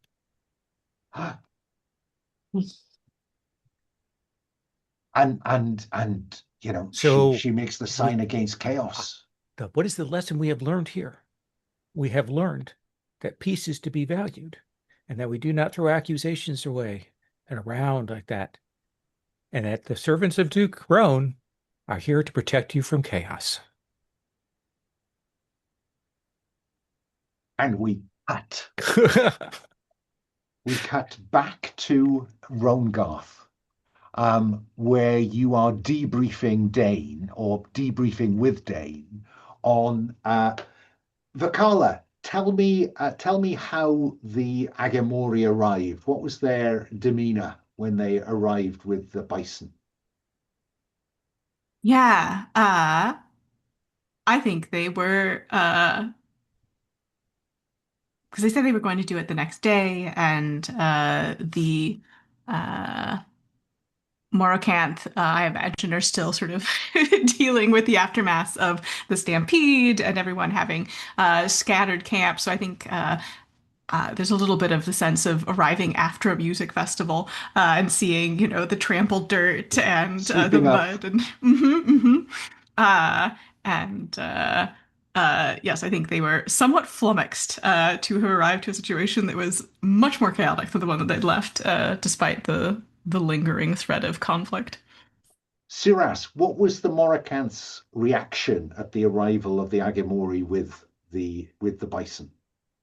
I think they were surprised that that deal was actually being honored. They hadn't expected that because usually when they are in conflict with the Morkanths, I think, that it didn't go so smoothly for them. Yeah. This Because was yeah, I think clearly the reaction of Kirill the night before suggests that she thought they'd come back to finish the job. But yeah, yes. exactly. Okay. But they are impressed that this thing actually happened.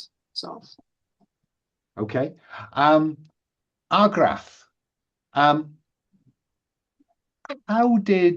do you think that relationships between Kirill and Chaku have been left? Those were the heads of the two groups. Yeah. I think leader of the two men, double men, what were they called? Man and a half. Men Man and and a a half. half was impressed that the leader of the other group was that like able and capable to defend the herd, which he totally did not expect. Seeing them maybe as like lesser hunters or something. And the leader of the Tapir people was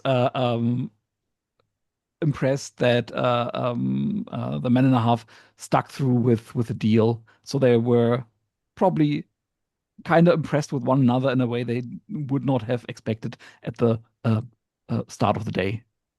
I like that. And finally, Gazatan, what do you think each tribe now thinks of either you as a group or the Duke, if it's different? I think it is, as much as anything, like, we can tell the story of Argrath and Surass and Virkala going in the herd and killing these brew quickly and without loss to anyone, and given how dangerous they are. I think I certainly will play that up, and I think that they they should be impressed with the fearlessness,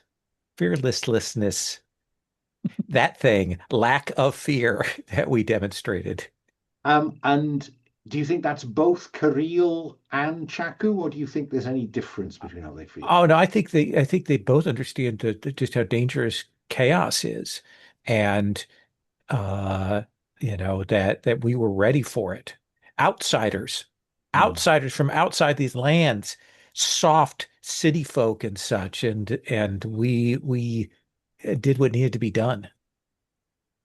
Um, And they got blasted with lightning, yes, mm. as Sarah points out. yes, yeah. Who wouldn't be impressed with a sudden lightning bolt from an apparently clear sky?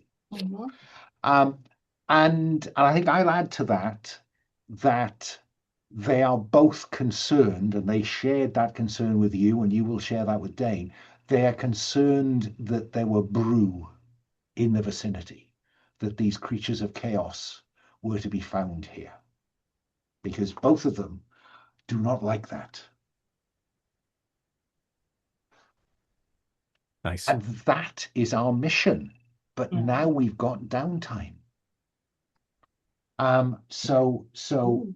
downtime begins when a season's mission has been resolved and the seekers return to their community to be paid 3 coins, so you can add 3 to your coins. Yay.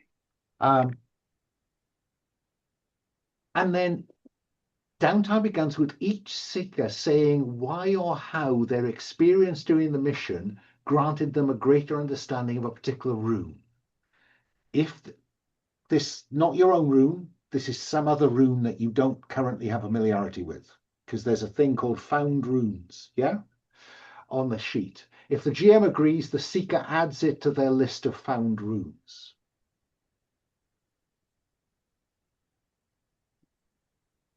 What do you Well, I think I have the easiest answer to this question, which is that Virkala was very, very, very close to lightning being cast. Got a front row seat in the splash zone. So Fire Sky? Mhm. Okay. What about Gazatan? What do you think? I think it's having to negotiate with the Morkanth a little bit in this and kind of close up with this. I think it's the Beast Rune.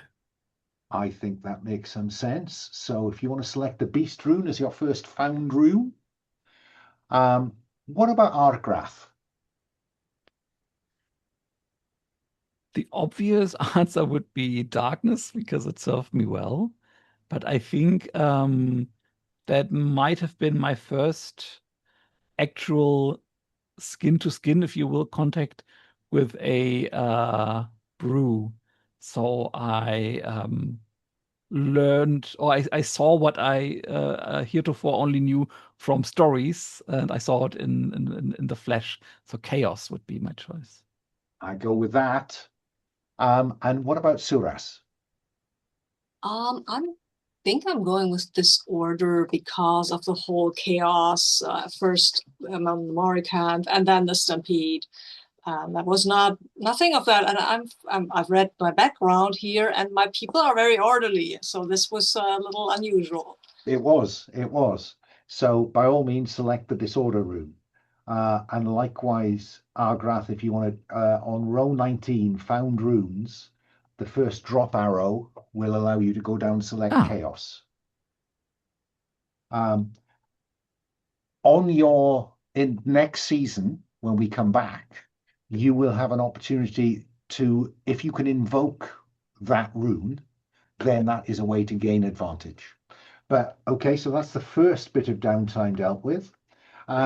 Then each seeker in turn chooses either a narrative prompt or a season-specific mechanical prompt. Now, you'll see on the downtime tab, there are a set of narrative prompts for any season, or you can pick one of the season prompts, which has a mechanical component. So, you want to go stick with straight RP, or whether you want to see some mechanical benefits. Don't know.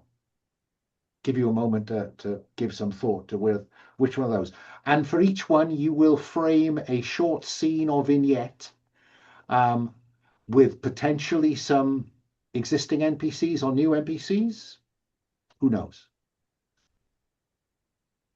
And if anyone is ready to go with that, I see that Gazatan is interested in one of these. I know what I would like to do, and I think is that this is so newly set up. I think that I am helping to make space for essentially the healer's quarters, the place where there's probably Duke Rome probably has a medic with his military unit, but I'm a trained healer. That is what I do. So I think I'm helping out with that, with the idea that people are here in a new environment. They're going to get sick. They're going to get dysentery, or they're going to get and it is about helping them, setting that up and helping them in that way. And I think probably if there's an NPC that I do interact with, it probably is the army medic. Okay, well, for Rone's people. Okay, so I'm going to add army medic. Whoops, Daisy, can't spell. army medic to sea season. And this sounds to me like you are repair, maintain buildings. Yeah. Yeah. So who decide what needs maintenance or whatever? And I think you're suggesting this. Are you suggesting this to the Duke or to Dane? Those are your two kind of interfaces, I if you think to will. Dane. I don't go to the Duke directly. Okay. Which structure is priority? You've told me that. How is private priority? I don't think we need to worry about that. What's your contribution? What do we see you doing in this little I think montage? it is that I know how to set up essentially a kind of a clinic in rough spots.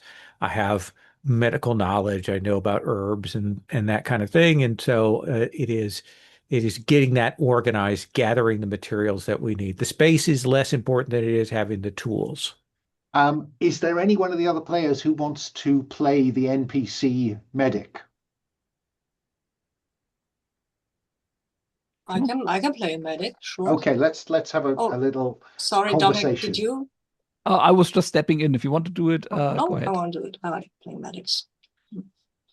I think I am deferring in my manner to the army medic, and it is as much as anything, uh, Gazatan, uh, gently suggesting, and you know, when you agree, very good idea, very good idea. I I'm obsequious a bit there, I Wow. think.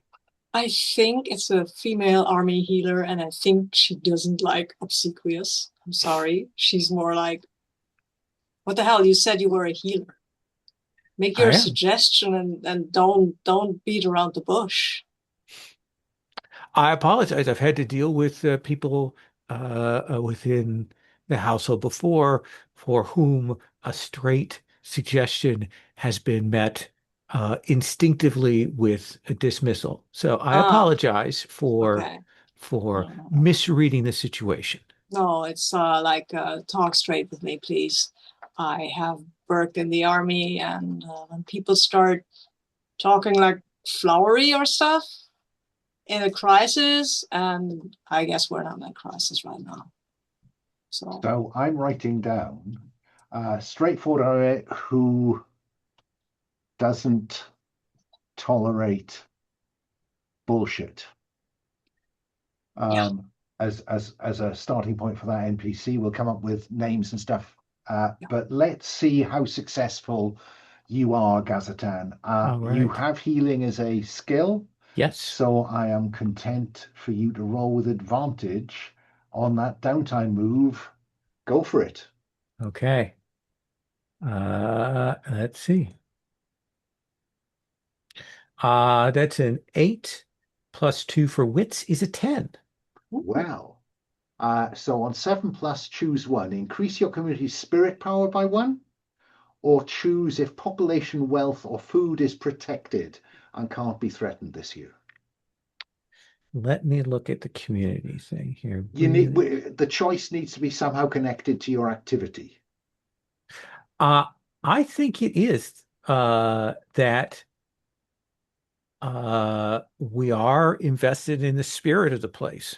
I think that is I do want to get that to that 10 potentially for the start of the season. I think that's a nice benefit and gives us something to anchor on. Yeah, I like that. I've increased that to 10. Let's go in an order I can see you. Argrath. What kind of scene do you want to come up with here? One of the narratives or one of the more mechanical sea season ones? So I think maybe this is a good idea to introduce my complication NPC, the Ooh, significant local NPC who lured me here.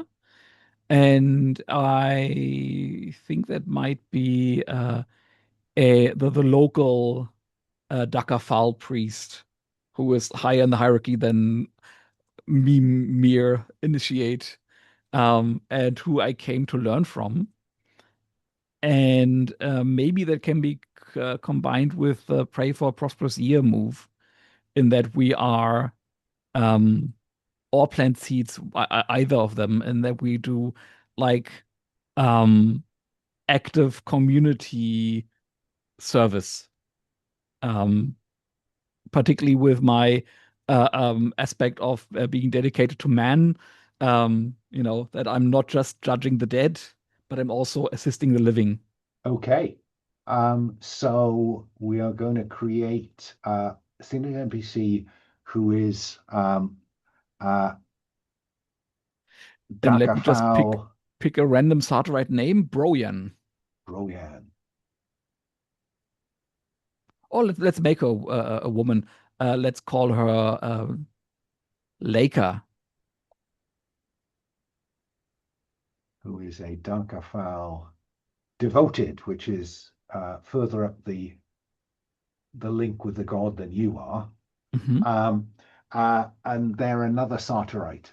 I mean, Unless you oh think it God. would be more interesting to have her be something else. No, that's fine. No, that's and I suppose I am going to be curious. You can add their details down there on your complication. Sorry, your opportunity. Um, oh no, sorry. It's complication. Say who and why when you meet them. Why did they lure you here? I heard of her during my travels, and there aren't that many Sartorites to begin with in these lands, much less Sartorites who walk my path and who I could learn from. So I took significant strive upon me to get here, specifically to meet her and to Okay. learn. So what I've done for C season is say Argrath significant NPC, Sartrite Leica, Daka Fal devoted, and hoped for teacher. Hmm. Yeah? Yes, great. Okay. Do you want to have a scene with them, or are you just content to have that Seeing that we only have 20-ish more minutes, fair do you fair just want point? to make a roll or Just make a roll if you prefer. yeah, and maybe we go with pray for prosperous year. Makes sense to Um, me. yeah. Does that So sound like grit, which is your spirit, or wit? I give you a uh, choice. looking at my stats, I will say wit. Um, but I think it is actually wit since we are like trying to find out what the community means and needs Yes, and how yes. we can help. I think That's that's fair. it's not just cheesing it. That's an 8 plus 1 is a 9. Choose a community scale and mark it as protected, so it can't be threatened this year, or increase your community spirit power by 1. Well, spirit power has It's topped already out at 10. 10. Hmm. Is there something you want to mark as protected, which could cancel a threatened? We don't have any threatens Oh, yet. nothing threatened. No. So I will go with the population. It's already protected. So there's only food left. Or can I also protect spirit? You can protect spirit. Oh, well, if I can do that, then I will. Okay, there you go. Protected it is. Hmm. Let's go next to Surass. Which of these narrative or more mechanical prompts do you want to go with? Well, I think I mean I like the plant seeds thing, although I think what Surass is usually doing would be more like I mean they've got the survival skill and they got a bow, so they're more of a hunter. Mm-hmm. And I don't know if we can fold that into the plant seed, so just to support or supplant the planting of fields, like going out and hunt some. No, because hunting crops up later. Dealing with So animals crops up later in the year when there I are likely to see. be surplus in the Oh, herds. okay. I think he might go and help with the planting of the seeds because I mean it's not they're not particularly experienced with the whole thing, but I think they also want to make friends, as I've said, and will want to cultivate a friendship with someone and with these people and get to know them better. And I think planting seeds and telling them about Yalmalio while they're doing that because there is the sky and that is very helpful if you're planting seeds. If it's not, going to have lightning. So do you want to describe an NPC in charge of seeds? Because one of the questions is who decides, who does this, what your contribution is. Do you want a brief scene with them? I think, let me check one thing. Maybe because I saw what T wrote, if Virkala is not going for the whole patrol the community's boundaries, then that's what Surass might be doing. I was just thinking that T might want that because it's up. Cultivate friendship with Dane. I mean, yeah, I mean we can do that one separately. Yeah. Oh no, let me plant seeds. It's fine. It's fine. Okay. No, I don't need a scene with an NPC. We have wait, we have some time left. We do. We've got a quarter of an hour. Oh, we do have time left. Oh yeah, I want a short one. A short one. Well, look, Dominic, you were good enough to forego a scene. Mm-hmm. Can I offer you the opportunity to be the NPC in charge of planting? Of course, yeah. So, what's your reaction when this soldier turns up? Let's have you play out your welcome.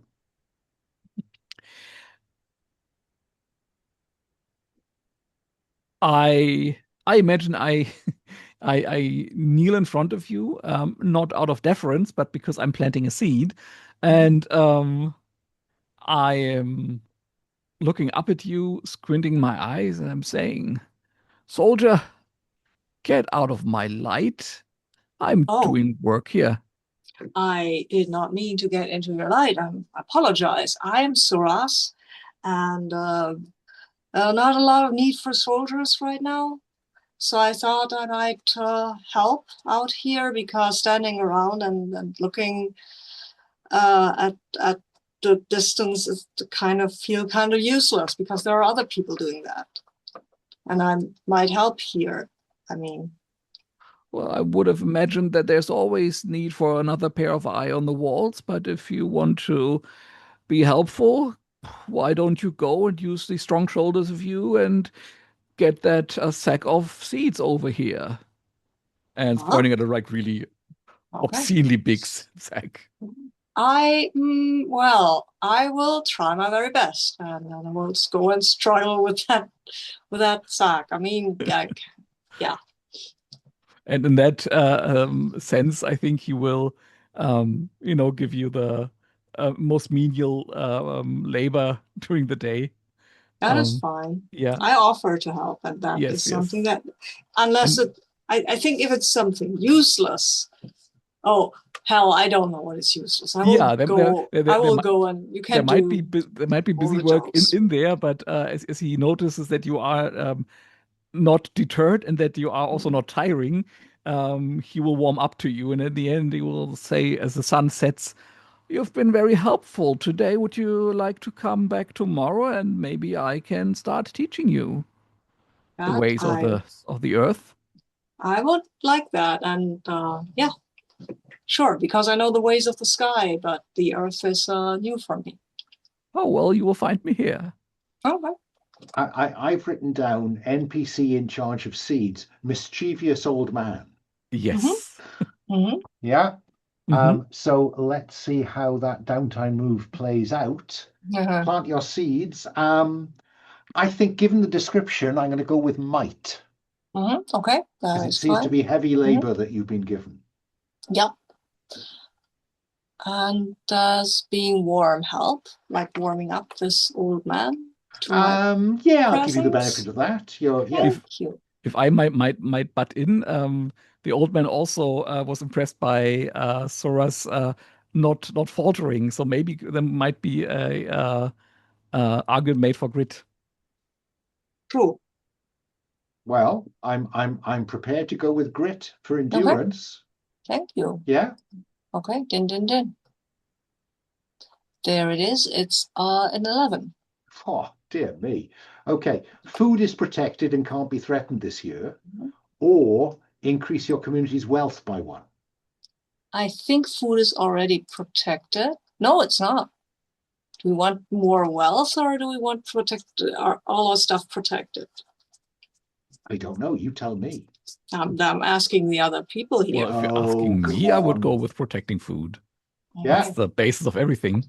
Okay. Yeah, I know. I was just wondering if we wanted to see Yeah. what happens when one of these things is threatened as a player mechanic thing. I'm sure we'll get that. Okay, okay. You never So know let's your luck, protect- do you? You never know Let's your luck. protect. Yeah, let's protect our food. That's Fine. fine. And then finally, let me come round to Virkala. What was you, when it comes round to me, is going to cultivate friendship with Dane. He's someone who isn't a seeker. Are there rituals for formalizing friendship in your culture, or is this something more casual? How does friendship help you understand that difficult times pass and difficult events can help you grow? Play out a related scene. Yeah, I think so. I do have a question. Oh, go So on. Dane is a sort of Humakt. Is Virkala already a sort of Humakt, or is that No. something that's a title Right. she will She potentially achieve at aspires some to. point? Yes. Oh, absolutely. Yeah. I think Virkala is looking for like a mentorship relationship here. If she can like wheedle him into being her sparring partner, giving her tips. If this was on LinkedIn, she'd be sending a polite message asking, "Hey, can I take you for coffee to get career advice?" I think she's got sort of stars in her eyes about the sword master. So if I write down Virkala approaches Dane to mentor her, Mhm, is there someone who'd like to play Dane? Now, the guidance we have on Dane is slightly younger than the Duke, good-humored, but not to be treated lightly. His every move speaks of great skill and experience, both in military tactics and individual combat. He is a long-standing sword of Humakt, as illustrated by the iron sword he bears. It has seen much use. I think he is glad to have another Humakti present there, and is perhaps quizzing you on the temple that you trained in and came from, and maybe grunting a little bit about its inadequacy, mhm. in the classic way, and waiting for you to impress. What do you do to impress him, Virkala? Ah.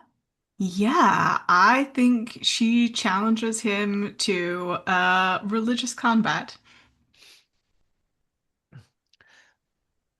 Ab Certainly. If I recall correctly, Humakti can use wooden swords.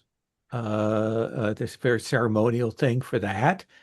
So yeah, he will gather that up, and I'm guessing probably calls other people to watch.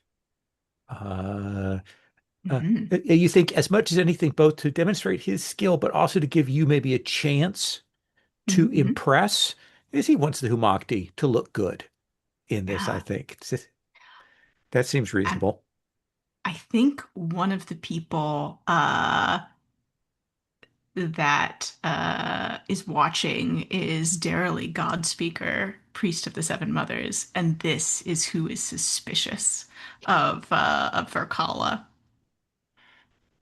Yes. So what I've written down so far is Dane is Virkala's mentor, their friendship bound by regular ceremonial combat. Um, Something that makes Darili suspicious of her. Make sense? Mhm. I will tidy that up later on. So that's the end of that down. No, not quite. Beg your pardon. Right. Um, Once each prompt has been resolved, each seeker gains 1 XP. So there's a drop-down list for XP. Add 1, so you'll all get to 2 XP. Now, I have to say, I've adjusted the XP thresholds here to encourage a bit of progress. So what you should now see is that you have level 2, and your maximum favor has now gone up to 2. But also, if we look at the downtime, Increase maximum favor by one. One, the spreadsheet does that for you. Choose another rune magic as a devoted of your And it'll be cult. whichever we didn't choose last time. Exactly so. So Yeah, you'll okay. have one rune magic connected to each of your runes. Where do we mark the XP? Sorry. There's a little drop down on Row 21. row 21, Ah, there. Thank you. and that will automatically increase your max favor by one. But then you get to choose your level 2 skill. Neat.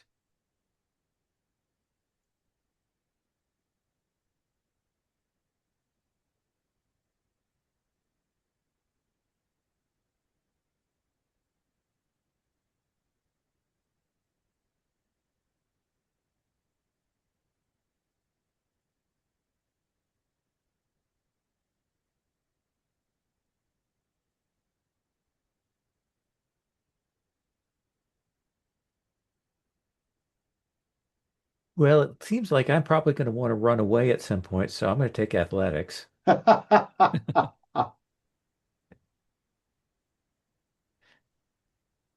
think I'm going with tracking. I think that fits well with the survival thing. Okay. Smart. We just had a training montage for Virkala, so I think she's going to take trained and get rid of the negative to finesse. Ooh, I'm doing a lot of wow, footwork yes. drills with Cool. Bane. Good Nice. plan. Yeah, And okay. I think my most prescient thing that I proved to have in the last mission was awareness. Fine. I'm going to assume that you can get some healing because we have healing skill in play. Mhm. So each of you can roll 1d6. So maybe take the first one, mark your dice roll, and take the first number. That is the amount of health you recover, which matters to only one of you, I think. I think they've got it put Yeah. back Yeah, up. They were Virkala all healed to full. only down too. Me too. Yeah, Hmm? fine. And I think if I'm correct, that then says once any advancement is implemented, seekers may spend their coin before downtime ends. Is there anything you want to spend your coin on? I think I've given you too much coin, but never mind. Think I No, would no, like you've to. not given us too much coin. No, I think I would You like have to not. have I'm saving up for armor. have a light armor.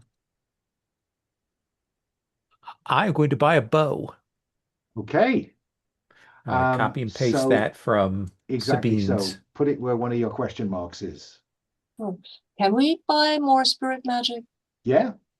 Cool. As long as, yeah, I think the only person who's going to struggle with that, given we've got Darilli is clearly suspicious of Virkala, so I don't think Virkala can buy it from him, but everybody else can. So I might ask you what you want to buy, because Darilli can deliver anything, but our what do we call him? Our Sartarite Daka Fal devoted, who is also available as a teacher, they might be more limited in the spirit magic they can offer. So Virkala, you're going to have to go either to Dane, perhaps, or this Daka Fal friend of Argrath's. I think I might see if I can learn disruption from her instead of buying light armor. Okay. I think I'm learning fumble because I've grown closer to the rune of disorderliness, and fumble seems like something very disorderly. Okay. Absolutely.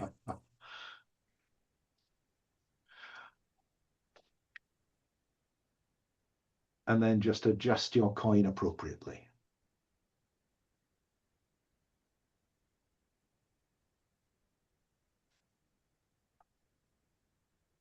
Or save it. you know, Ah, quite reasonable to say that.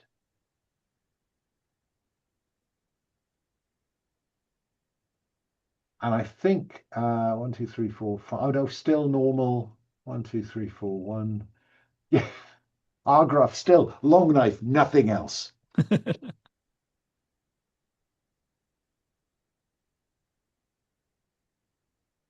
Hey, he knows how to use it. He does. He does. To I frankly, viewers on Reddit are really amazed.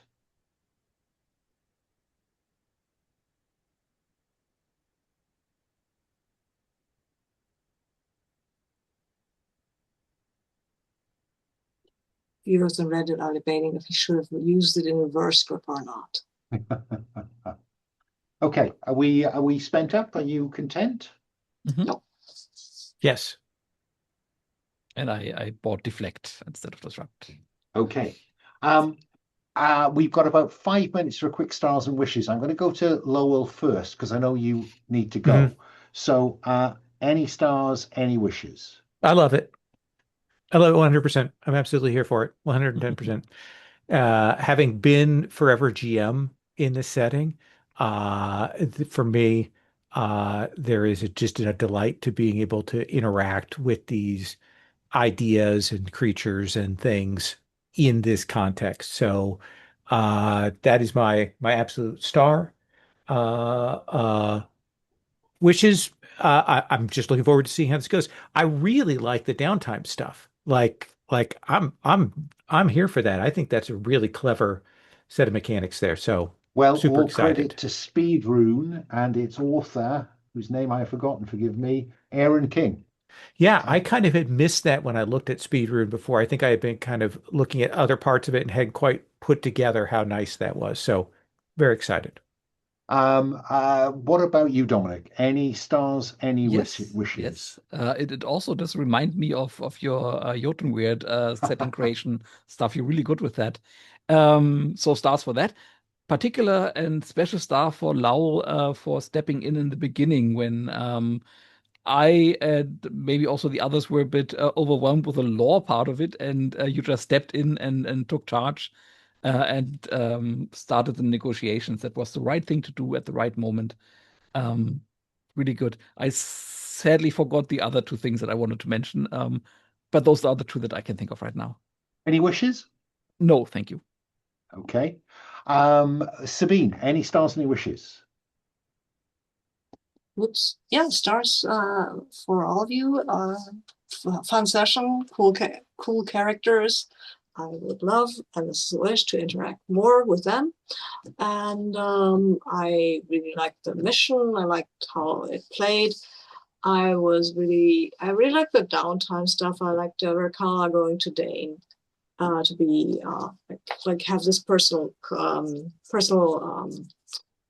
relationship with this NPC. And I also like the other NPCs that we got. And I'm a little sad that we didn't get to see Argrath mentor, but maybe next time.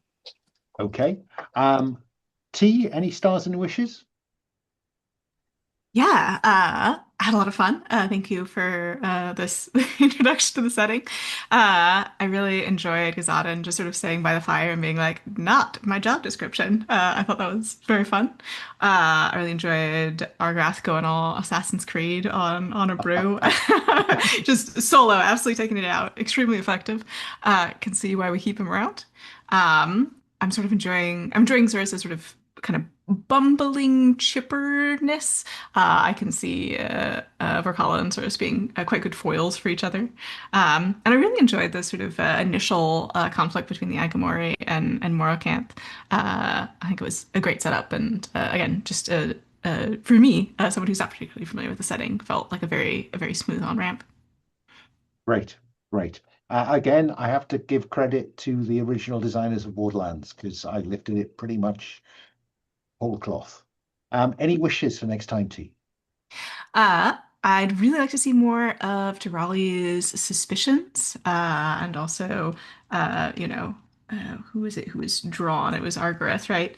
That other religious person. And I don't know if this is going to happen, but I think Virkala would love to fight an Agimori. I think she watched that guy leave and was like, "Oh, that's a nice tall drink of water. I would love to attempt to stab it."